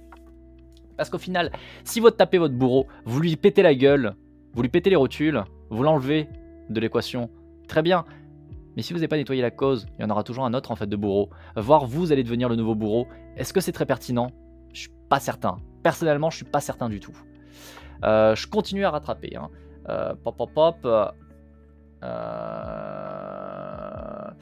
Moi, j'ai qu'un seul truc à dire. Tu veux renverser le pouvoir? Pense pas manif, pense blocage et envahissement des points de puissance. Oui, typiquement, clairement.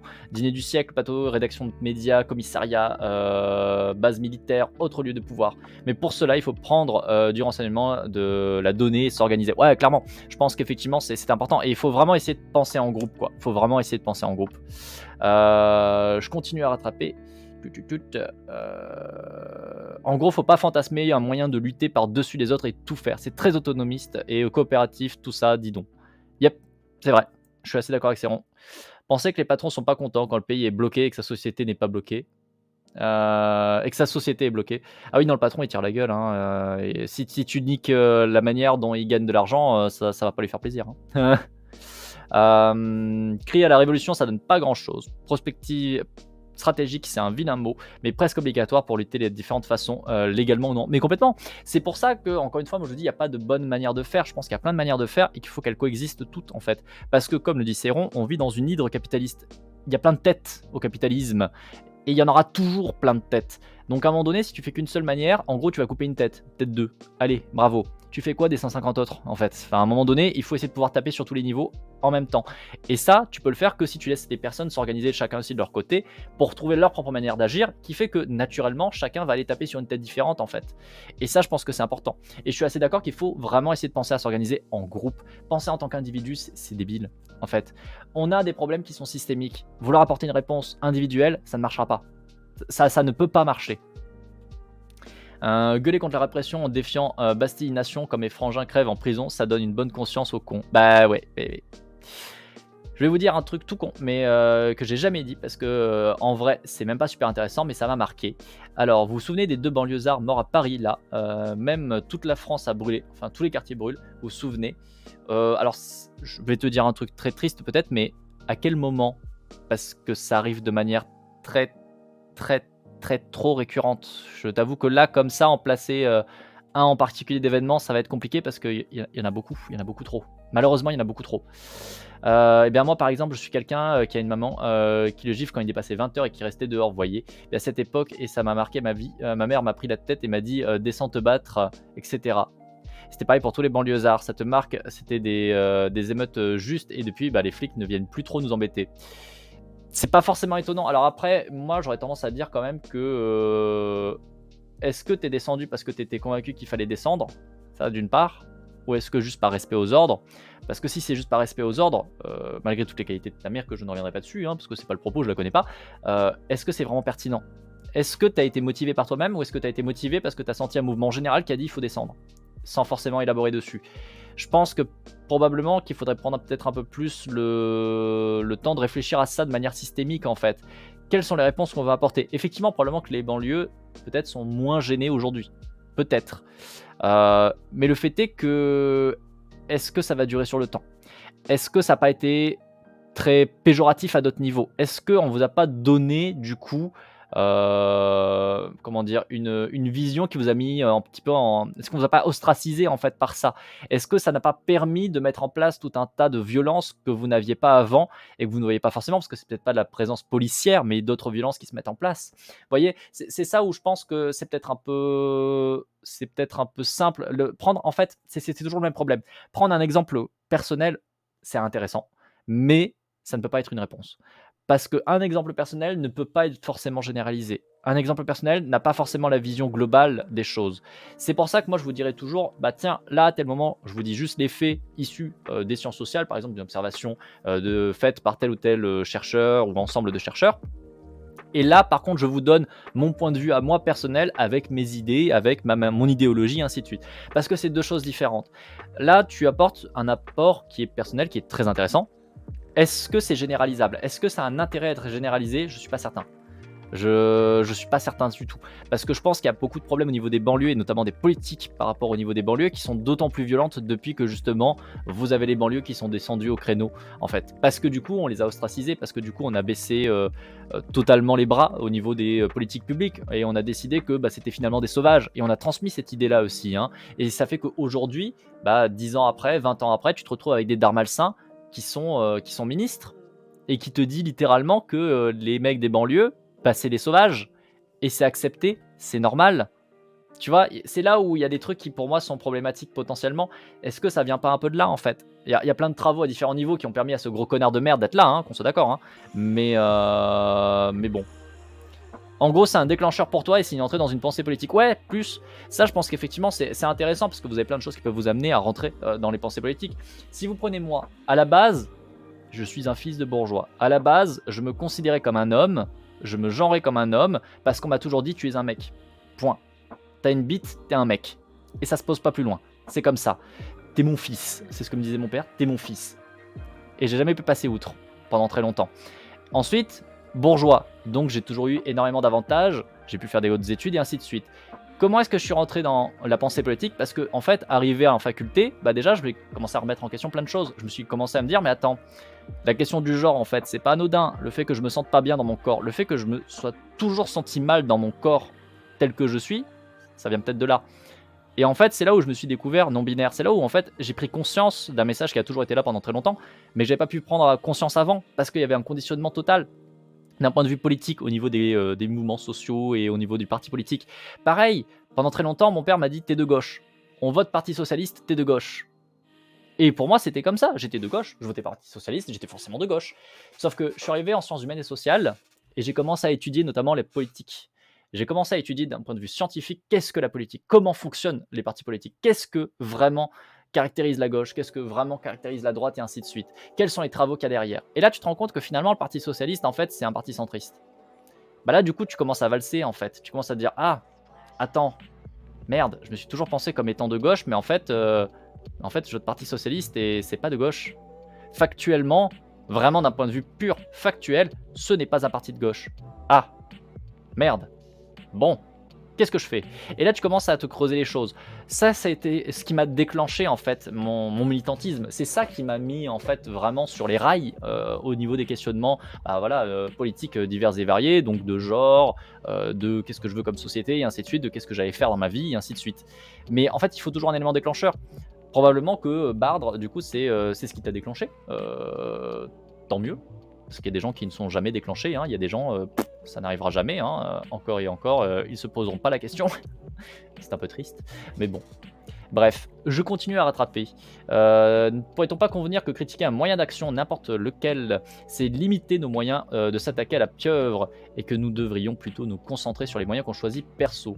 Alors, comment dire? Non, pas critiquer. Critiquer, c'est intéressant. Critiquer, c'est remettre en question, c'est réfléchir, c'est élaborer par-dessus. Donc critiquer n'est pas, à mon sens, quelque chose qui va limiter un moyen d'action. Au contraire, ça peut même le développer.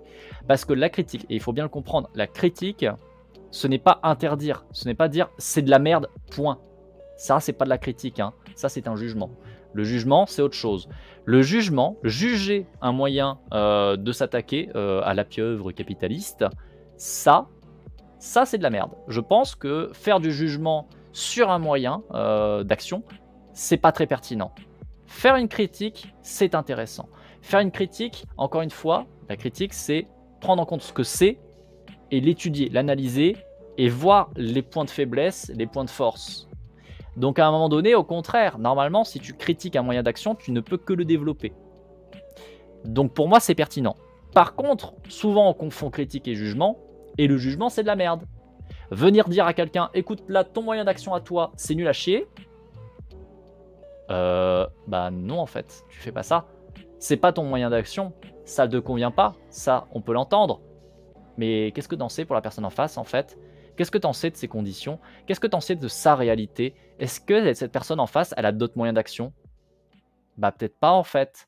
Donc le jugement, c'est de la merde. Par contre, critiquer, c'est intéressant. Je continue à rattraper. Darmanin, c'est l'élève de Sarko qui disait déjà ça avant les émeutes. Ouais, bah ouais, non, mais bon, après, on est d'accord que Darmalsain, il y a un passif bien, bien nul de toute manière, hein. C'est mon credo, en tout cas. FC bienveillance, mais un peu de gauche. De quoi? Qui que quoi? Attendez, j'ai rattrapé un truc. Par rapport à quoi, du coup, tu disais ça à quiconque, mais je sais pas par rapport à quoi. Je ne sais pas à quoi. Bref, je rattrape. Pap, pap, pap.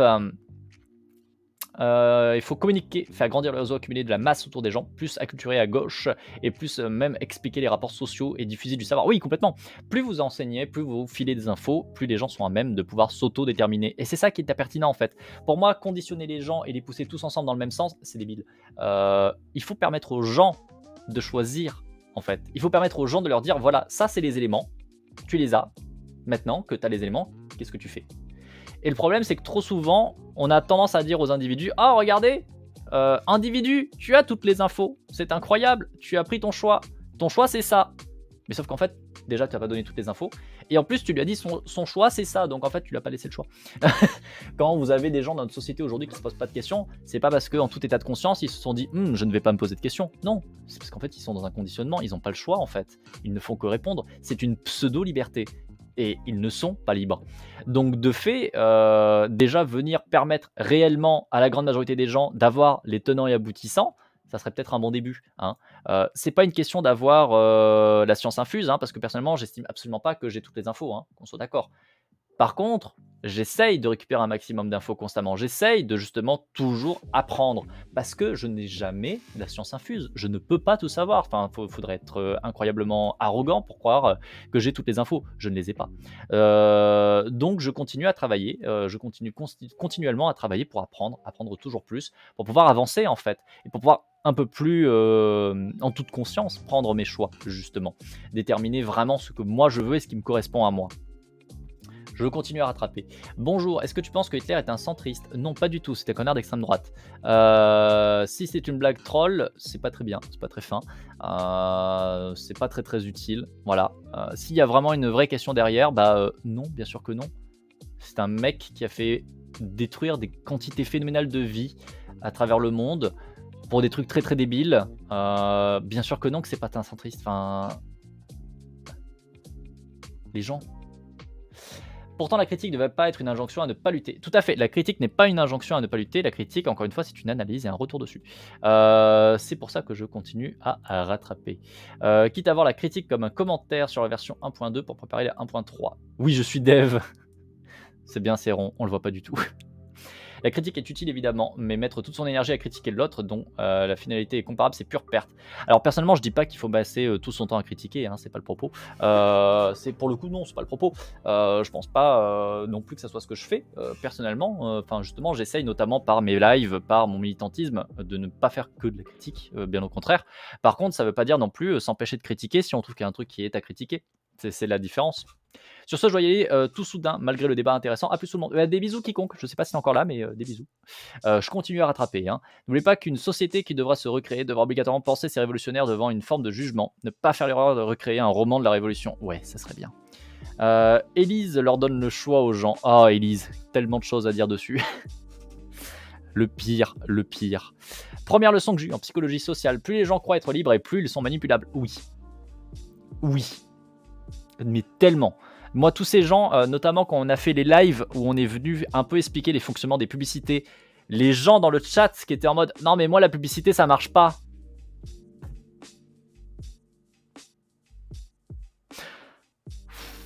Voilà. Juste, voilà. C'est pas une blague troll, tu as dit que le socialisme était centriste. Hitler était bien socialiste, c'est pour ça que je t'ai posé cette question. Alors, c'est pas parce que tu te mis une étiquette que tu es réellement cette étiquette. Hitler est un nazi. Hitler est quelqu'un d'extrême droite, extrême droite, bien dégueulasse. C'est pas parce qu'il a mis une jolie petite étiquette qu'il l'est. Pour comparaison, c'est comme quand tu vas voir des dictatures et que les mecs te disent « Nous sommes les saints soldats de la liberté démocratique et du peuple ». C'est pas parce qu'ils ont mis cette étiquette qu'ils sont réellement les saints soldats démocratiques et du peuple. Voilà, c'est se mettre une étiquette, c'est joli, mais en fait, c'est pas valide, hein, c'est pas pertinent. Donc du coup, non. Voilà, je vote Macron et je suis de gauche, par exemple. Voilà, c'est bref. Je continue à rattraper. Oui, voilà, socialiste, franchement, quoi. Socialiste, c'est des centristes.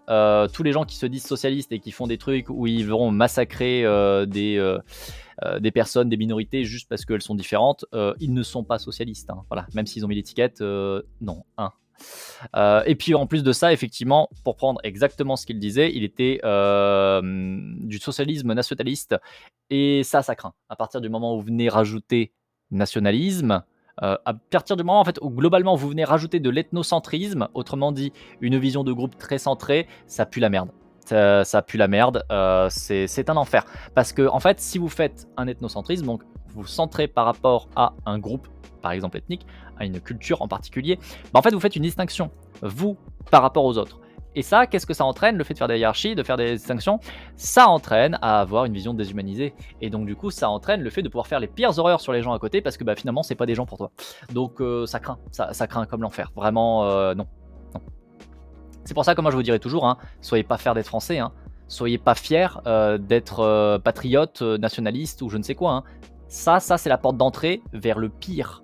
Hein. Qu'on soit d'accord. Bref, je continue à rattraper. On voit le Silioning. Qu'est-ce que le Silioning? Je sais pas ce que c'est. Ouais, si tu tiques sur socialiste dans le parti d'Adolphe, repense au nom complet. Exactement. Mais ça marche pour me faire détester Disney+. J'ai pas compris, Céron. Élise le pire, elle a rejoint les indigènes de la République. Quoi? Je vote Macron. Et je suis de gauche, ça je l'avais lu. République démocratique, dictature. Hein. Désolé, je ressortirai tout le temps. Oui, non, mais elle est valide, Arcane, elle est valide. Message d'étiquette, je pense que c'est l'histoire de l'humanité. Non, enfin, je veux dire, dans tous les partis politiques, il y a eu des crimes. Bien sûr qu'il y a toujours eu des crimes, il y en aura toujours. Je continue à rattraper. On parle d'un génocide, oui, voilà. Enfin, on a des trucs un peu plus. Bref. MP Gilded, qui que quoi? Je me permets d'aller regarder un MP, c'est important. Faire le lion de mer est un type de trollage ou de harcèlement qui consiste à importuner des gens par des demandes insistantes d'arguments ou de questions répétées, tout en maintenant une apparence de courtoisie et de sincérité. Ah, j'étais en train de me faire la réflexion que ça commençait à me saouler. Ça met des mots dessus du coup, très bien, merci. On va continuer la lecture par contre, du coup. On va continuer la lecture. Mais qu'est-ce que tu as contre le parti des indigènes de la République? Mais je sais même pas de quoi tu parles là comme ça me dit rien, donc voilà. Je ne sais pas de quoi vous parlez. Je n'ai pas une science infuse, hein, je vous le répète. Hein. Je n'ai pas toutes les connaissances du monde sur tout et n'importe quoi. Hein. C'est pas le cas. Clairement, ce n'est pas le cas. On reprend la lecture. Je vais pouvoir continuer un petit peu. Comme d'habitude, si vous avez un retour par rapport à ça, vous me le dites. Donc, nous en étions à... On se rend compte que les partis politiques, étonnamment, plus ils sont à droite, plus ils sont soumis à l'autorité et plus ils sont d'accord avec l'agressivité autoritaire. Étonnant. Et donc, notamment, ils en arrivent à un point, quand on fait des tests sur les politiques des États-Unis, en fait, valider des politiques qui pourtant les persécuteraient parce que c'est la loi. En fait, tout simplement. L'ordre, la loi et l'ordre. Comme c'est la loi et l'ordre, eh ben on obéit, même si techniquement ça nous pousse à nous persécuter nous-mêmes. Logique. On est vraiment donc sur un niveau d'autoritarisme de droite qui est bien débile. C'est vraiment... C'est propre quoi, hein, c'est propre. On continue. En plus de soutenir des politiques autoritaires violentes envers des groupes ou cautionner, légitimer diverses oppressions, ils peuvent être agressifs et violents envers ceux-ci. Walker, Rowe et Kinsey, en 1993, ont découvert que les hommes ORWA avaient davantage agressé sexuellement les femmes. Oh bah tiens! Surprise! C'est marrant ça! Du coup, des gens, par exemple, des hommes qui ont un haut score sur le RWA, donc l'autoritarisme de droite, autrement dit, la croyance que le monde, il est méchant, qu'il y a plein de classes sociales différentes, qu'il faut respecter la hiérarchie, patati patata. Étonnamment, donc, ils font des distinctions en fonction de ces différentes hiérarchies de classe. Et donc, étonnamment, ils se trouvent être des gros connards sexistes. Surprise, on ne s'y attendait pas. Généralement, les relations avec eux, qu'on soit de leur endogroupe ou exogroupe, peuvent être problématiques à cause de leur anticompassion, ce qu'on a déjà vu dans le chapitre extension RS.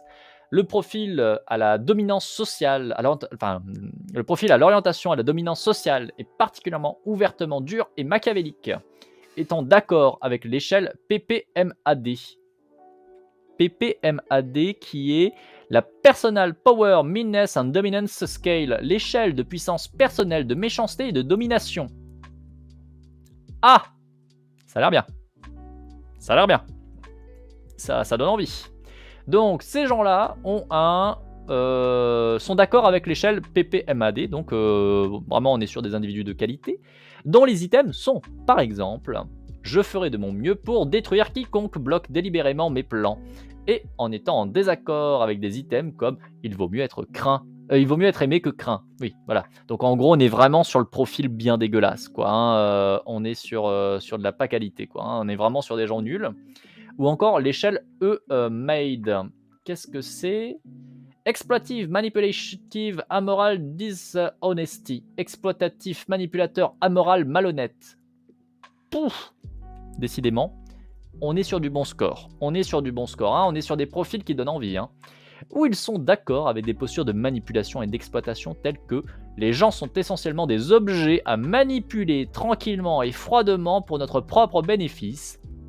Ou encore, il est plus important de créer dans les esprits une bonne image de soi plutôt qu'être vraiment la personne que les autres pensent. Ce n'est pas le cas des RWA qui ont plus tendance à rejeter les items de ces échelles. Et ça, c'est assez cohérent. Ça, c'est assez logique. Je vois que vous parlez beaucoup sur le chat, donc je vais regarder le chat après, mais je vais d'abord finir sur ça. C'est intéressant parce que du coup, vous vous rendez compte que l'orientation à la dominance sociale est très fortement reliée avec, du coup, toutes les échelles là qu'on a vues, les deux échelles PP MAD et MAD, qui sont donc des échelles qui évaluent est-ce que la personne en gros est à forte domination, malhonnête, manipulatrice, ainsi de suite. Par contre, ça ne correspond pas à une corrélation avec le RWA, donc avec l'autoritarisme de droite. Pourquoi ? C'est assez logique finalement. Comme ces deux dernières échelles qu'on vient de voir là maintenant sont des échelles qui vont mesurer en fait l'individu et l'individu en tant que personne malhonnête, manipulatrice et ainsi de suite. Ça va très bien venir se coller aux idées des SDO, donc de l'orientation à la dominance sociale, qui ont, je le rappelle, une vision du monde comme quoi ils sont supérieurs, ils sont au-dessus des autres. Donc forcément, le profil manipulateur, malhonnête va très bien coller avec, puisque dans leur vision, c'est eux qui ont forcément raison. C'est eux qui sont forcément au-dessus, qui valent mieux. Donc faire de preuves de malhonnêteté, de manipulation envers les autres, finalement, c'est logique, puisqu'ils sont inférieurs, ils sont moins. Par contre, ça ne colle pas au RWA, ce qui reste aussi relativement cohérent, puisque le RWA, donc l'autoritarisme de droite, c'est la croyance que le monde est méchant, qu'il faut qu'il y ait des hiérarchies, mais qu'on n'est pas forcément le supérieur. On n'est pas forcément celui qui va être en haut. On peut tout à fait être le petit soldat qui va obéir à celui qui est en haut. Et là, du coup, c'est assez logique, parce que du coup, t'as pas forcément un profil qui va aller vers la dominance, vers la malhonnêteté, vers la manipulation. Puisqu'au contraire, tu es celui qui est prêt à être le petit soldat et à obéir à quelqu'un comme ça. Donc c'est assez cohérent, ça se suit bien. En même temps, hein, on pourrait croire que c'est scientifique, hein, comme quoi. Qu'est-ce qui se raconte Pap.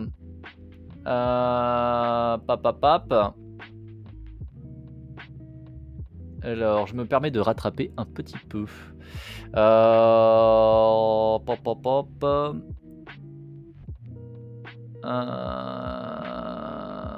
Oui, on va passer à autre chose. Hein. Je vois que vous papotez dans le chat. On va passer à autre chose. Hein.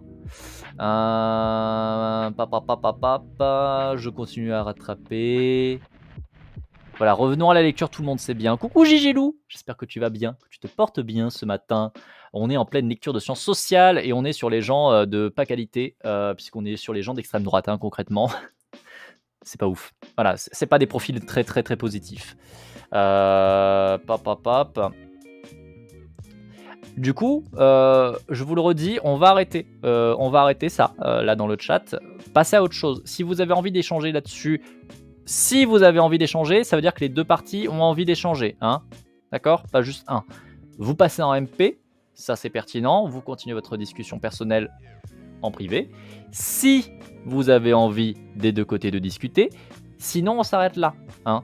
La prochaine personne que je vois relancer sur le débat, pseudo-débat qu'il y a, c'est un ban. Hein, voilà, ça sera pas un ban définitif, hein, ça sera juste un petit time-out, mais je vous préviens. On passe à autre chose, s'il vous plaît. Donc, du coup, c'est quand même assez intéressant de voir que vraiment la SDO se corrèle très bien avec des profils en fait vraiment manipulateurs, malsains, mais que ça se corrèle pas forcément au RWA. C'est assez intéressant. Je continue la lecture. Altmaier, toujours curieux de voir ce qu'il ferait politiquement, a fait une expérience avec divers profils. Les hauts scores RWA, donc autoritarisme de droite, SDO, orientation à dominance sociale, double haut score, donc qui ont des hauts scores dans les deux côtés, ou bas score dans les deux côtés. Ils ont participé à un jeu de simulation géopolitique. Cela implique de 50 à 70 joueurs qui sont répartis dans chaque région du monde pour une partie de 3 heures. Des événements adviennent, notamment des crises écologiques. Les joueurs peuvent s'affronter, se mettre en guerre, comme coopérer pour gérer les crises ensemble. Ils peuvent aussi, s'ils le souhaitent, faire preuve de corruption et détourner l'argent du pays pour eux. Ça donne envie. La partie des bas RWA, donc ceux qui ont peu de score en autoritarisme de droite, c'est relativement bien passé.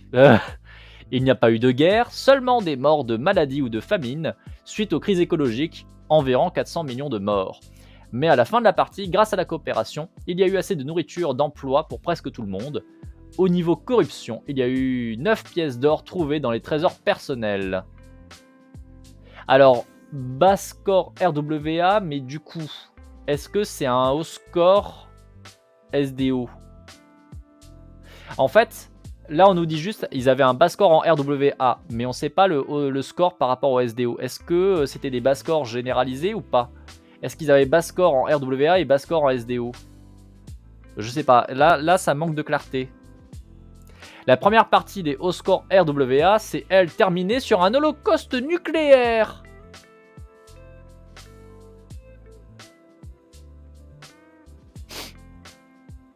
Étonnant. Qui a détruit la planète entière. Les joueurs ont eu une seconde chance pour créer un monde meilleur, mais là encore, il n'y a eu que des guerres, y compris nucléaires, des problèmes de faim, de maladies, de surpopulation.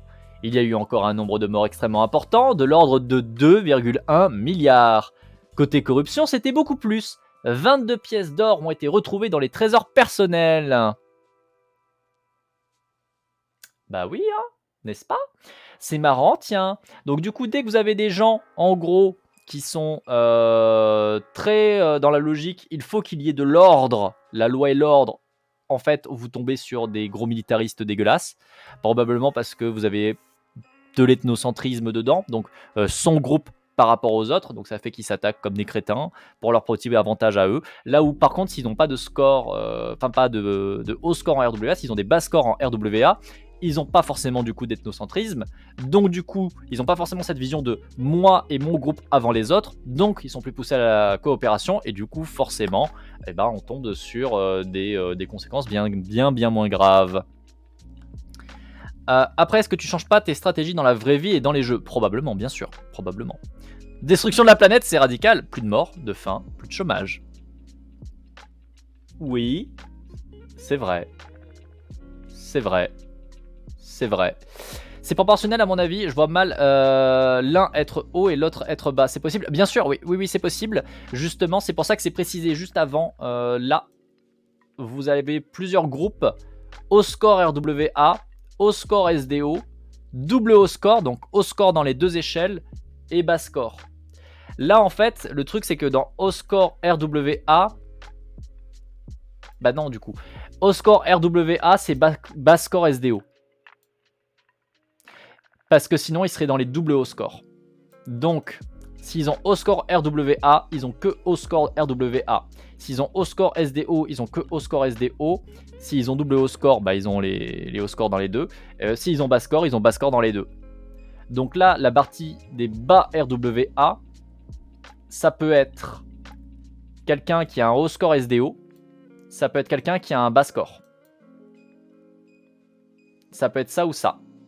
Puisque le facteur déterminant, c'est que ils ont un score RWA qui est bas. Donc ça élimine les hauts scores RWA, ça élimine les doubles hauts scores. Voilà. Là, pareil, partie haut score RWA, ça veut dire qu'il y a les hauts scores RWA, mais il y a aussi probablement les doubles hauts scores. En tout cas, vu comment c'est écrit, moi je le comprends comme ça. Après, encore une fois, ça manque de clarté. Ils auraient pu préciser, il n'y a que les hauts scores RWA. D'ailleurs, si j'avais pas eu partie des bas scores RWA, je me serais dit qu'ils n'avaient peut-être pas mélangé. Je sais pas. Je pense que là, dans la description du truc, c'est pas idéal. Je m'y remets pas très bien. Je m'y remets pas très bien. Je suis désolé du coup si c'est pas forcément clair. Moi-même, j'ai un peu du mal à le comprendre. Je sais pas s'il y a encore V6. Peut-être qu'il y a V6 dans le chat. Si elle est encore là, est-ce qu'elle sait mieux que moi? Enfin, elle sait sûrement mieux que moi. Vu que c'est elle qui a écrit le livre, on peut partir du principe qu'elle doit mieux savoir. Mais du coup, je sais pas quelle distinction exactement a été faite. Bref, je continue. Altmaier s'est dit que peut-être les SDO géreraient mieux étant donné leur côté dominateur. Il a donc fait une partie où il y avait aussi les doubles hauts scores. Ceux-ci, comme prévu, se sont précipités pour prendre le pouvoir. Ils manœuvraient plus pour avoir plus, se faisaient davantage concurrence. Ah, alors attendez. Là, il a fait une partie où il a mis du coup les gens qui avaient un haut score SDO et les doubles hauts scores, et c'est précisé. Donc là, partie des bas RWA, pour moi, j'en comprends que c'est probablement des bas scores. Donc qui ne sont ni bons en RWA, ni bons en SDO. Je pense. Et donc là, quand ils disent haut score RWA, je pense que ce n'est que les hauts scores RWA, ça ne prend pas les doubles hauts scores. Parce que là, quand il parle ici de mettre justement les deux, il le précise. Donc si c'est précisé, je présume que du coup, si c'est pas précisé dans les autres, c'est pas le cas. Est-ce qu'on peut faire des autotests pour savoir quel score on a? Aucune idée. Aucune idée. Aucune idée. Je continue à rattraper. Qu'est-ce que vous racontez? Faut demander à une IA évoluer quel est le problème et la résoudre. Non, pas bon plan. Faut les étudier, les hauts scores et bas scores dans l'autre en même temps. À tous les coups, elle va dire que le problème c'est nous, elle va nous éliminer. Ouais, voilà, ton IA risque de nous défoncer. Je crois me rappeler de ce genre de détails dans la vidéo 2 ou 3 sur les autoritarismes. De quel genre de détails? Étudier les hauts scores et les bas scores en même temps? Whip. Faudrait faire un retour à l'autrice, je suppose que dans l'étude c'est indiqué. Je sais pas, justement. C'est pour ça que je demandais s'il y avait V6 dans le coin. Je sais pas du tout si elle est encore dans le chat ou pas. Et c'est pour ça que du coup, je sais pas si elle a juste copié ce passage-là de l'étude sans forcément le retoucher, ou effectivement si ça a été retouché et que du coup on a perdu un peu de sens. Je sais pas. Je ne sais pas. Je crois qu'il y a des tests en ligne recensés sur le blog de Axo, mais que V6 disait que les résultats est faussé quand on sait qu'on passe ce test. Ah, ce serait pas forcément étonnant. Ce serait pas forcément étonnant. Ça ne fonctionne pas en autotest parce que tu sais à quoi correspond le test. Ouais, je serais pas forcément étonné non plus. C'est parce que du coup tu vas avoir le poids social qui va rentrer en compte et comme tu sais, tu vas forcément influencer en fait. C'est assez cohérent. Je continue. Donc, Altmaier s'est dit que peut-être les SDO, à l'orientation à la dominance sociale, géreraient peut-être mieux, étant donné leur côté dominateur. Il a donc fait une partie où il y avait aussi les double hauts scores. Ceux-ci, comme prévu, se sont précipités pour prendre le pouvoir. Ils manœuvraient pour avoir plus, se faisaient davantage la concurrence.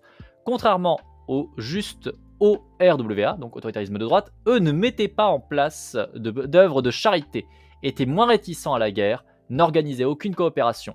Finalement, il y a eu 1,6 milliard de morts, ce qui est mieux que la partie des hauts autoritarismes de droite, mais pas non plus extrêmement différent. Niveau corruption, cela a été très bas, seulement 5 pièces d'or, notamment parce qu'il y avait une telle concurrence et une telle domination économique qu'il n'y avait même plus moyen de détourner de l'argent, étant donné qu'il n'y en avait plus assez pour certains. Altmaier rappelle qu'on ne peut pas vraiment généraliser ce qui s'est passé dans ce jeu selon les profils, ni apporter une vraie conclusion. Cela donne néanmoins le ton politique de ces divers profils. Ça permet d'en savoir plus sur eux et leur attitude, et en quoi elles pourraient avoir un impact sur la société. Tiens, toi, t'as envie de prendre un ban? Bonjour. Bienvenue. Et le ban, hein. Et le ban. Voilà, on va venir faire le bon petit ban. Hein. Bannir. Tac. Et puis on va bloquer, hein, j'ai pas envie de me prendre la tête. Bisous. Les messages comme ça, les jeux de mots à la con, merci mais non merci, hein, j'ai autre chose à foutre. Donc, je vais continuer tranquillement. Donc on ne peut pas généraliser évidemment un jeu sur des résultats, on va dire, dans la vraie vie, mais néanmoins, ça permet quand même de déterminer un peu leur profil, leur manière de fonctionner. Fondamentalement, je pense que cela suggère, comme pour beaucoup d'autres, que les autoritarismes de droite élevés ne sont pas susceptibles de fournir des réponses à nos problèmes mondiaux. Ils sont beaucoup trop ethnocentriques. L'aspect le plus frappant de la simulation était peut-être la façon dont, automatiquement, les autoritaires de droite, placés dans une pièce remplie de gens plutôt comme eux, divisaient encore le monde en petites enclaves de nous par rapport aux eux mondiaux. Au-delà de cela, les hauts scores en autoritarisme de droite créaient, par leur tendance à la soumission, une opportunité facile pour les dominateurs sociaux d'accéder au pouvoir. Et les dominateurs sociaux qui sont des autoritateurs de droite sont plus acceptables pour les autorités de base que les dominateurs sociaux qui ne le sont pas. Ça c'est beau. Ça c'est beau. Parce que du coup ça montre bien que justement, finalement, juste avoir une orientation à la dominance sociale, tu vas être moins accepté par les personnes qui sont avec l'autoritarisme de droite qu'une personne qui est non seulement autoritariste de droite, mais également avec une dominance sociale. Pourquoi ? Parce que finalement, comme dans le RWA, donc dans l'autoritarisme de droite, vous avez une vision qui est très ethnocentrée, notre groupe face aux autres. Le monde est méchant, nous devons nous protéger, nous, petits groupes, et ainsi de suite.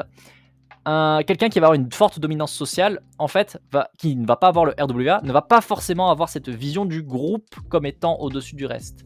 Pour lui, ça ne va pas être ce groupe-là est plus important que les autres, il ne va pas y avoir l'ethnocentrisme, il va juste avoir le je suis au-dessus des autres, obéissez-moi. Donc forcément, des personnes d'autoritarisme de droite vont mieux répondre à quelqu'un qui est à forte dominance sociale, mais également avec un autoritarisme de droite, parce qu'à ce moment-là, il y a le je suis l'être élu parmi nous, je suis celle qui est au-dessus de tous les autres, la personnalité qu'il faut laisser au pouvoir, mais tout ce que je ferai, ça sera pour notre groupe, ça sera pour nous, en tant qu'entité plus importante que les autres. Nous sommes le groupe élu qui doit être au-dessus des autres. Et donc forcément, ça se marie d'autant mieux. Ça ressemble à quoi quelqu'un avec un SDO haut mais un bas RWA? Sûrement déjà expliqué, mais j'ai du mal à voir. Alors quelqu'un qui a une forte dominance sociale, mais qui a un score assez bas, ça va être globalement la droite. Juste la droite. Sans le bagage du...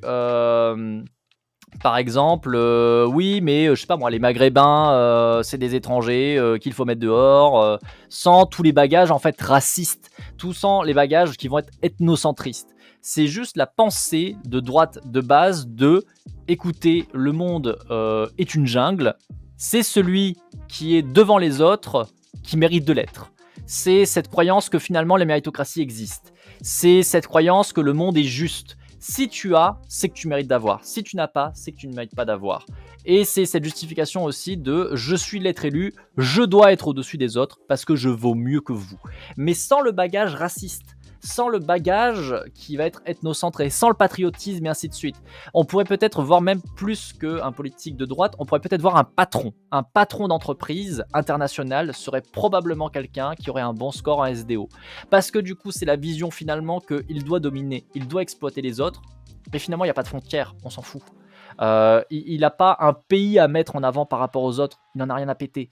Il n'a pas un groupe ethnique à mettre en avant par rapport aux autres, il n'en a rien à péter. La seule chose qui compte, c'est que lui, il est plus. Lui, il doit avoir plus, parce qu'il le mérite, bien sûr.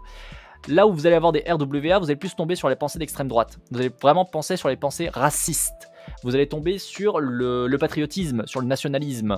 Ce qui est important, c'est notre groupe à nous. Notre groupe à nous, en tant que nation, en tant que pays, en tant qu'ethnie, par rapport aux autres.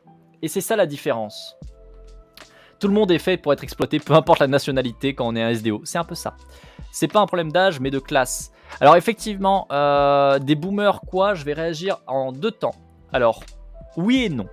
Oui, des boomers, mais pourquoi non? Parce que en fait, les boomers, ce sont des gens qui sont encore en vie. Les gens qui sont encore en vie et qui sont des boomers, généralement, c'est une classe sociale plutôt aisée. Bien sûr que vous trouverez toujours un putain d'ouvrier qui est toujours vivant à 80 ans. Ok, bon. Par contre, en termes de proportion, vous avez quand même 9 chances sur 10 que ce soit en fait un ancien cadre ou ainsi de suite. Donc en fait, les boomers, ce qui les caractérise, plus que leur âge, c'est leur classe. Et c'est en ça que je rejoins totalement du coup Gigilou.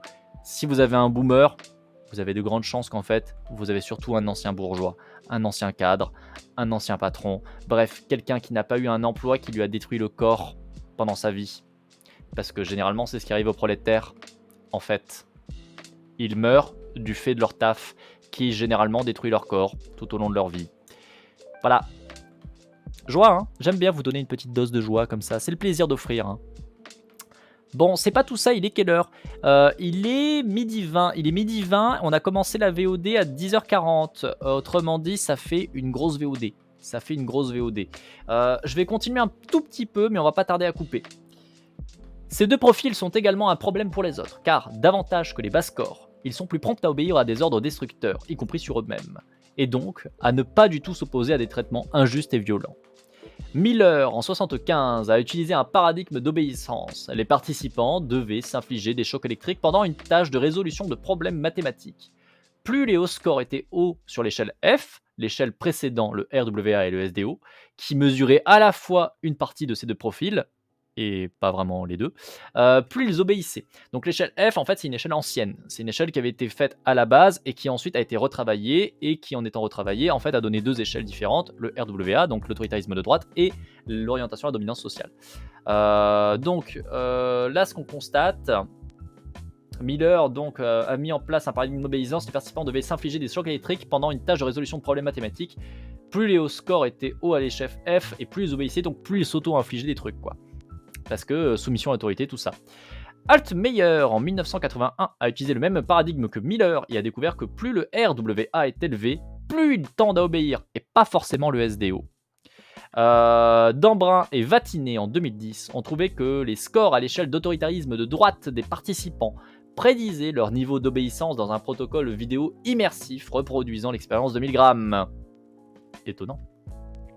Lepage, en 2017, a montré également, cette fois dans un paradigme d'obéissance en réalité virtuelle où les participants devaient infliger des chocs à un autre, qu'il y avait un lien entre l'autoritarisme de droite et l'obéissance, excepté si l'on fatigue cognitivement ces profils avant la passation, alors leur obéissance chute, mais ce n'est pas le cas des autres profils. Oh, c'est intéressant ça. Ça, c'est intéressant parce que ça rejoint un des paragraphes qu'on avait vu avant. Je crois que Ultra Q devait être modo. Pourquoi? Qu'est-ce que quoi? Pourquoi? Qu'est-ce qu'il a posté? Vous me faites distraire encore, hein? C'est pas bien. C'est pas bien, hein? Qu'est-ce que t'es allé poster? Proposition d'alerte. D'accord, je regarderai. Je regarderai plus tard. Ce qui est intéressant là avec Lepage, c'est qu'on voit que du coup si quelqu'un a un haut score en autoritarisme de droite, il se trouve que son obéissance baisse si on le fatigue cognitivement. Or, on a vu dans un des paragraphes plus tôt, alors il y a pas mal de temps, hein, il y a plusieurs jours en arrière, hein, donc ça devait être même il y a 2 mois, je sais pas, on avait vu un paragraphe qui nous expliquait que justement l'autoritarisme de droite venait notamment d'un effort de rationalisation. C'est exactement ce qu'est en train de dire Axel. Autrement dit, on voit qu'on est en train de faire de la violence aux gens, mais il faut mettre en place l'idée que, attends, c'est pas un Jean, en fait, c'est quelqu'un d'une classe différente. Donc, du coup, puisque c'est une classe différente, bah en fait, finalement, c'est un humain qui vaut moins, donc c'est un humain qui vaut moins, donc je peux lui faire la souffrance, c'est bon, j'y vais. Sauf que du coup, si vous l'avez fatigué cognitivement parlant, il n'a pas la capacité de faire ça. Et donc, du coup, la seule chose qui se passe, c'est « Oh merde, je suis en train de faire mal à quelqu'un. » Et du coup, bah, c'est plus difficile d'obéir. C'est assez intéressant, ça. Ça, c'est assez intéressant. Ah bah revoilà V6. Cette étude de Lepage, c'est vraiment une clé. On peut épuiser cognitivement une personne au score et ça diminue son agressivité. Et ça montre que c'est vachement intéressant parce qu'encore une fois, ça fait écho à ce qu'on avait vu plus tôt dans le livre. Et du coup, ça montre bien qu'à un moment donné, bordel de merde, non, l'espèce humaine n'est pas faite pour faire de l'agressivité. Non, l'espèce humaine n'a pas des comportements qui poussent à être asociale. À la base, l'espèce humaine, plutôt naturellement, même si j'aime pas trop le terme naturellement, est une espèce qui est prosociale. Donc les comportements d'agressivité, les comportements de soumission à l'autorité nulle et compagnie, et ben si vous épuisez les gens, si du coup ils n'ont pas les ressources cognitives pour pouvoir faire le travail justement de rationalisation, de mettre en cadre avec justement le contexte violent et ainsi de suite, alors à ce moment-là, oh, eh ben c'est vachement moins simple, parce qu'on se rend compte que la personne en face, c'est une personne. Dommage. C'est totalement de la résolution de la dissonance cognitive. Oui, complètement, je pense que oui, on peut le voir comme ça. Enfin, moi en tout cas, ça m'étonnerait pas de faire le lien entre les deux. Si j'ai bien compris, par exemple, moi j'aime le Nutella. Hein mais les autorités interdisent le Nutella. Du coup, je suis la loi. Ici, on peut dire que mon... Non, c'est pas la même chose. Si tu as un haut score au RWA, et donc que tu obéis aux lois, et admettons, la loi, c'est interdiction de prendre du Nutella. Et toi, pourtant, t'aimes le Nutella. Si t'as un haut score en RWA, tu vas dire d'accord, j'obéis. Point. Et tu vas pas pousser la question plus loin. Il n'y a pas de SDA, je présume que tu voulais plutôt dire la social dominance, le SDO, l'orientation à la dominance sociale, qui du coup n'a rien à voir. C'est totalement autre chose. Donc c'est plutôt que tu vas obéir. Par contre, du coup, si à un moment donné on t'a fatigué, on t'a épuisé et qu'on te met un pot de Nutella devant toi et qu'on te dit alors, du coup, t'as envie de manger ce pot de Nutella, si t'es épuisé, bah, tout le travail de rationalisation que t'as en arrière-plan qui te dit non mais attends, la loi a dit qu'il ne fallait pas manger le pot de Nutella parce que ceci, cela, il peut pas être fait parce que t'as pas les ressources cognitives. Et du coup, la seule chose que tu vois, c'est que devant toi, il y a un pot de Nutella et que t'aimes le Nutella. Et du coup, tu vas taper dedans. C'est plutôt ça, si je fais une analogie, si je fais une métaphore. Ultra Cute disait ça de moi chez plein de streamers régulièrement. C'est la première fois que la demande se fait dans ce sens. Ok, je note. Du coup, n'hésitez pas à voir des équations, des énigmes sur vous quand vous êtes confronté à un monde assez fasciste. Oh, t'imagines, tu vas voir Le Pen et tu lui mets des mots fléchés.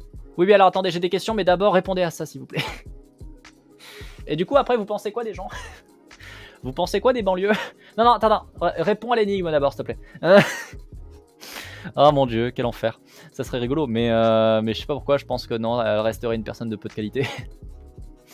Filer des mots fléchés aux fachos pour les neutraliser. Putain, la même idée.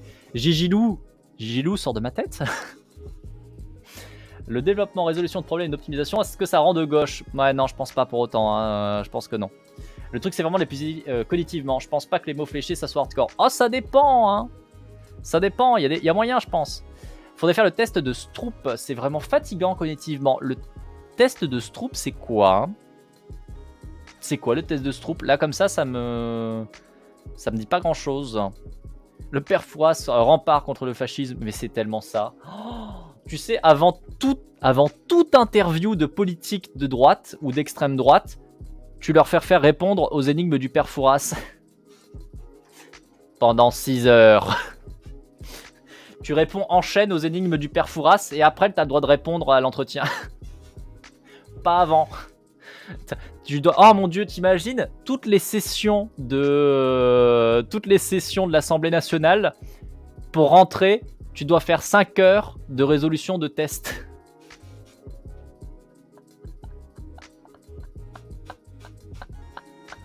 Ça serait génial. T'imagines le truc? Attendez, avant d'aller faire des lois, vous nous faites 5 heures de test là, s'il vous plaît. Pardon. Chut. Allez, réponds au test. Pendant 5 heures, merci. Chaque jour, tous les jours. Oh mon dieu, ça serait tellement bien. Les mots en couleur, et il faut dire leur couleur. Ah, mais le mot est rouge et vert. Oh, celui-là. Oh non, celui-là. Oui, d'accord, je vois très bien. D'accord, je vois extrêmement bien ce que c'est. Du coup, Vici a très bien décrit ce test. En fait, en gros, vous avez des mots qui sont des mots de couleur, sauf qu'ils sont écrits d'une certaine couleur et vous devez les lire sans vous tremper. Et en fait, c'est infect. C'est infect. C'est tellement infect. Oh mon dieu. Ah ouais, non, ça, c'est un enfer, ça. Oh, mais quelle horreur. On les fait tous jouer à Stellaris 4 heures par jour. Non, ça va, Stellaris, c'est pas... Ça reste détente, hein. Ça reste tranquille. Je vais finir la partie, on va couper la VOD là-dessus, du coup.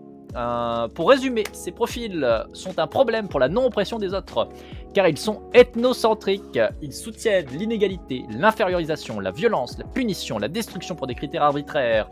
Ils sont un problème dans les environnements sociaux, car ils obéissent à des ordres destructeurs, donc ils ne s'opposent pas à des politiques systémiques destructrices, y compris quand les signaux de souffrance sont intenses ou qu'ils souffrent eux-mêmes de ces ordres. Ils peuvent être un danger pour eux-mêmes en adhérant à des problèmes qui leur nuisent directement, en obéissant à des ordres qui les détruisent, en ne comprenant pas les conséquences des violences qu'ils opèrent sur autrui. Et ça m'a l'air très bien puisque du coup on est sur un début de partie. Petite fougère de YouTube, ça fait une grosse VOD, clairement plus d'1 heure, clairement. J'espère que tu as apprécié la VOD et tous les débats, parce qu'on a pas mal échangé en fait au final tout autour. C'est fini pour aujourd'hui, des bisous, ciao ciao ciao.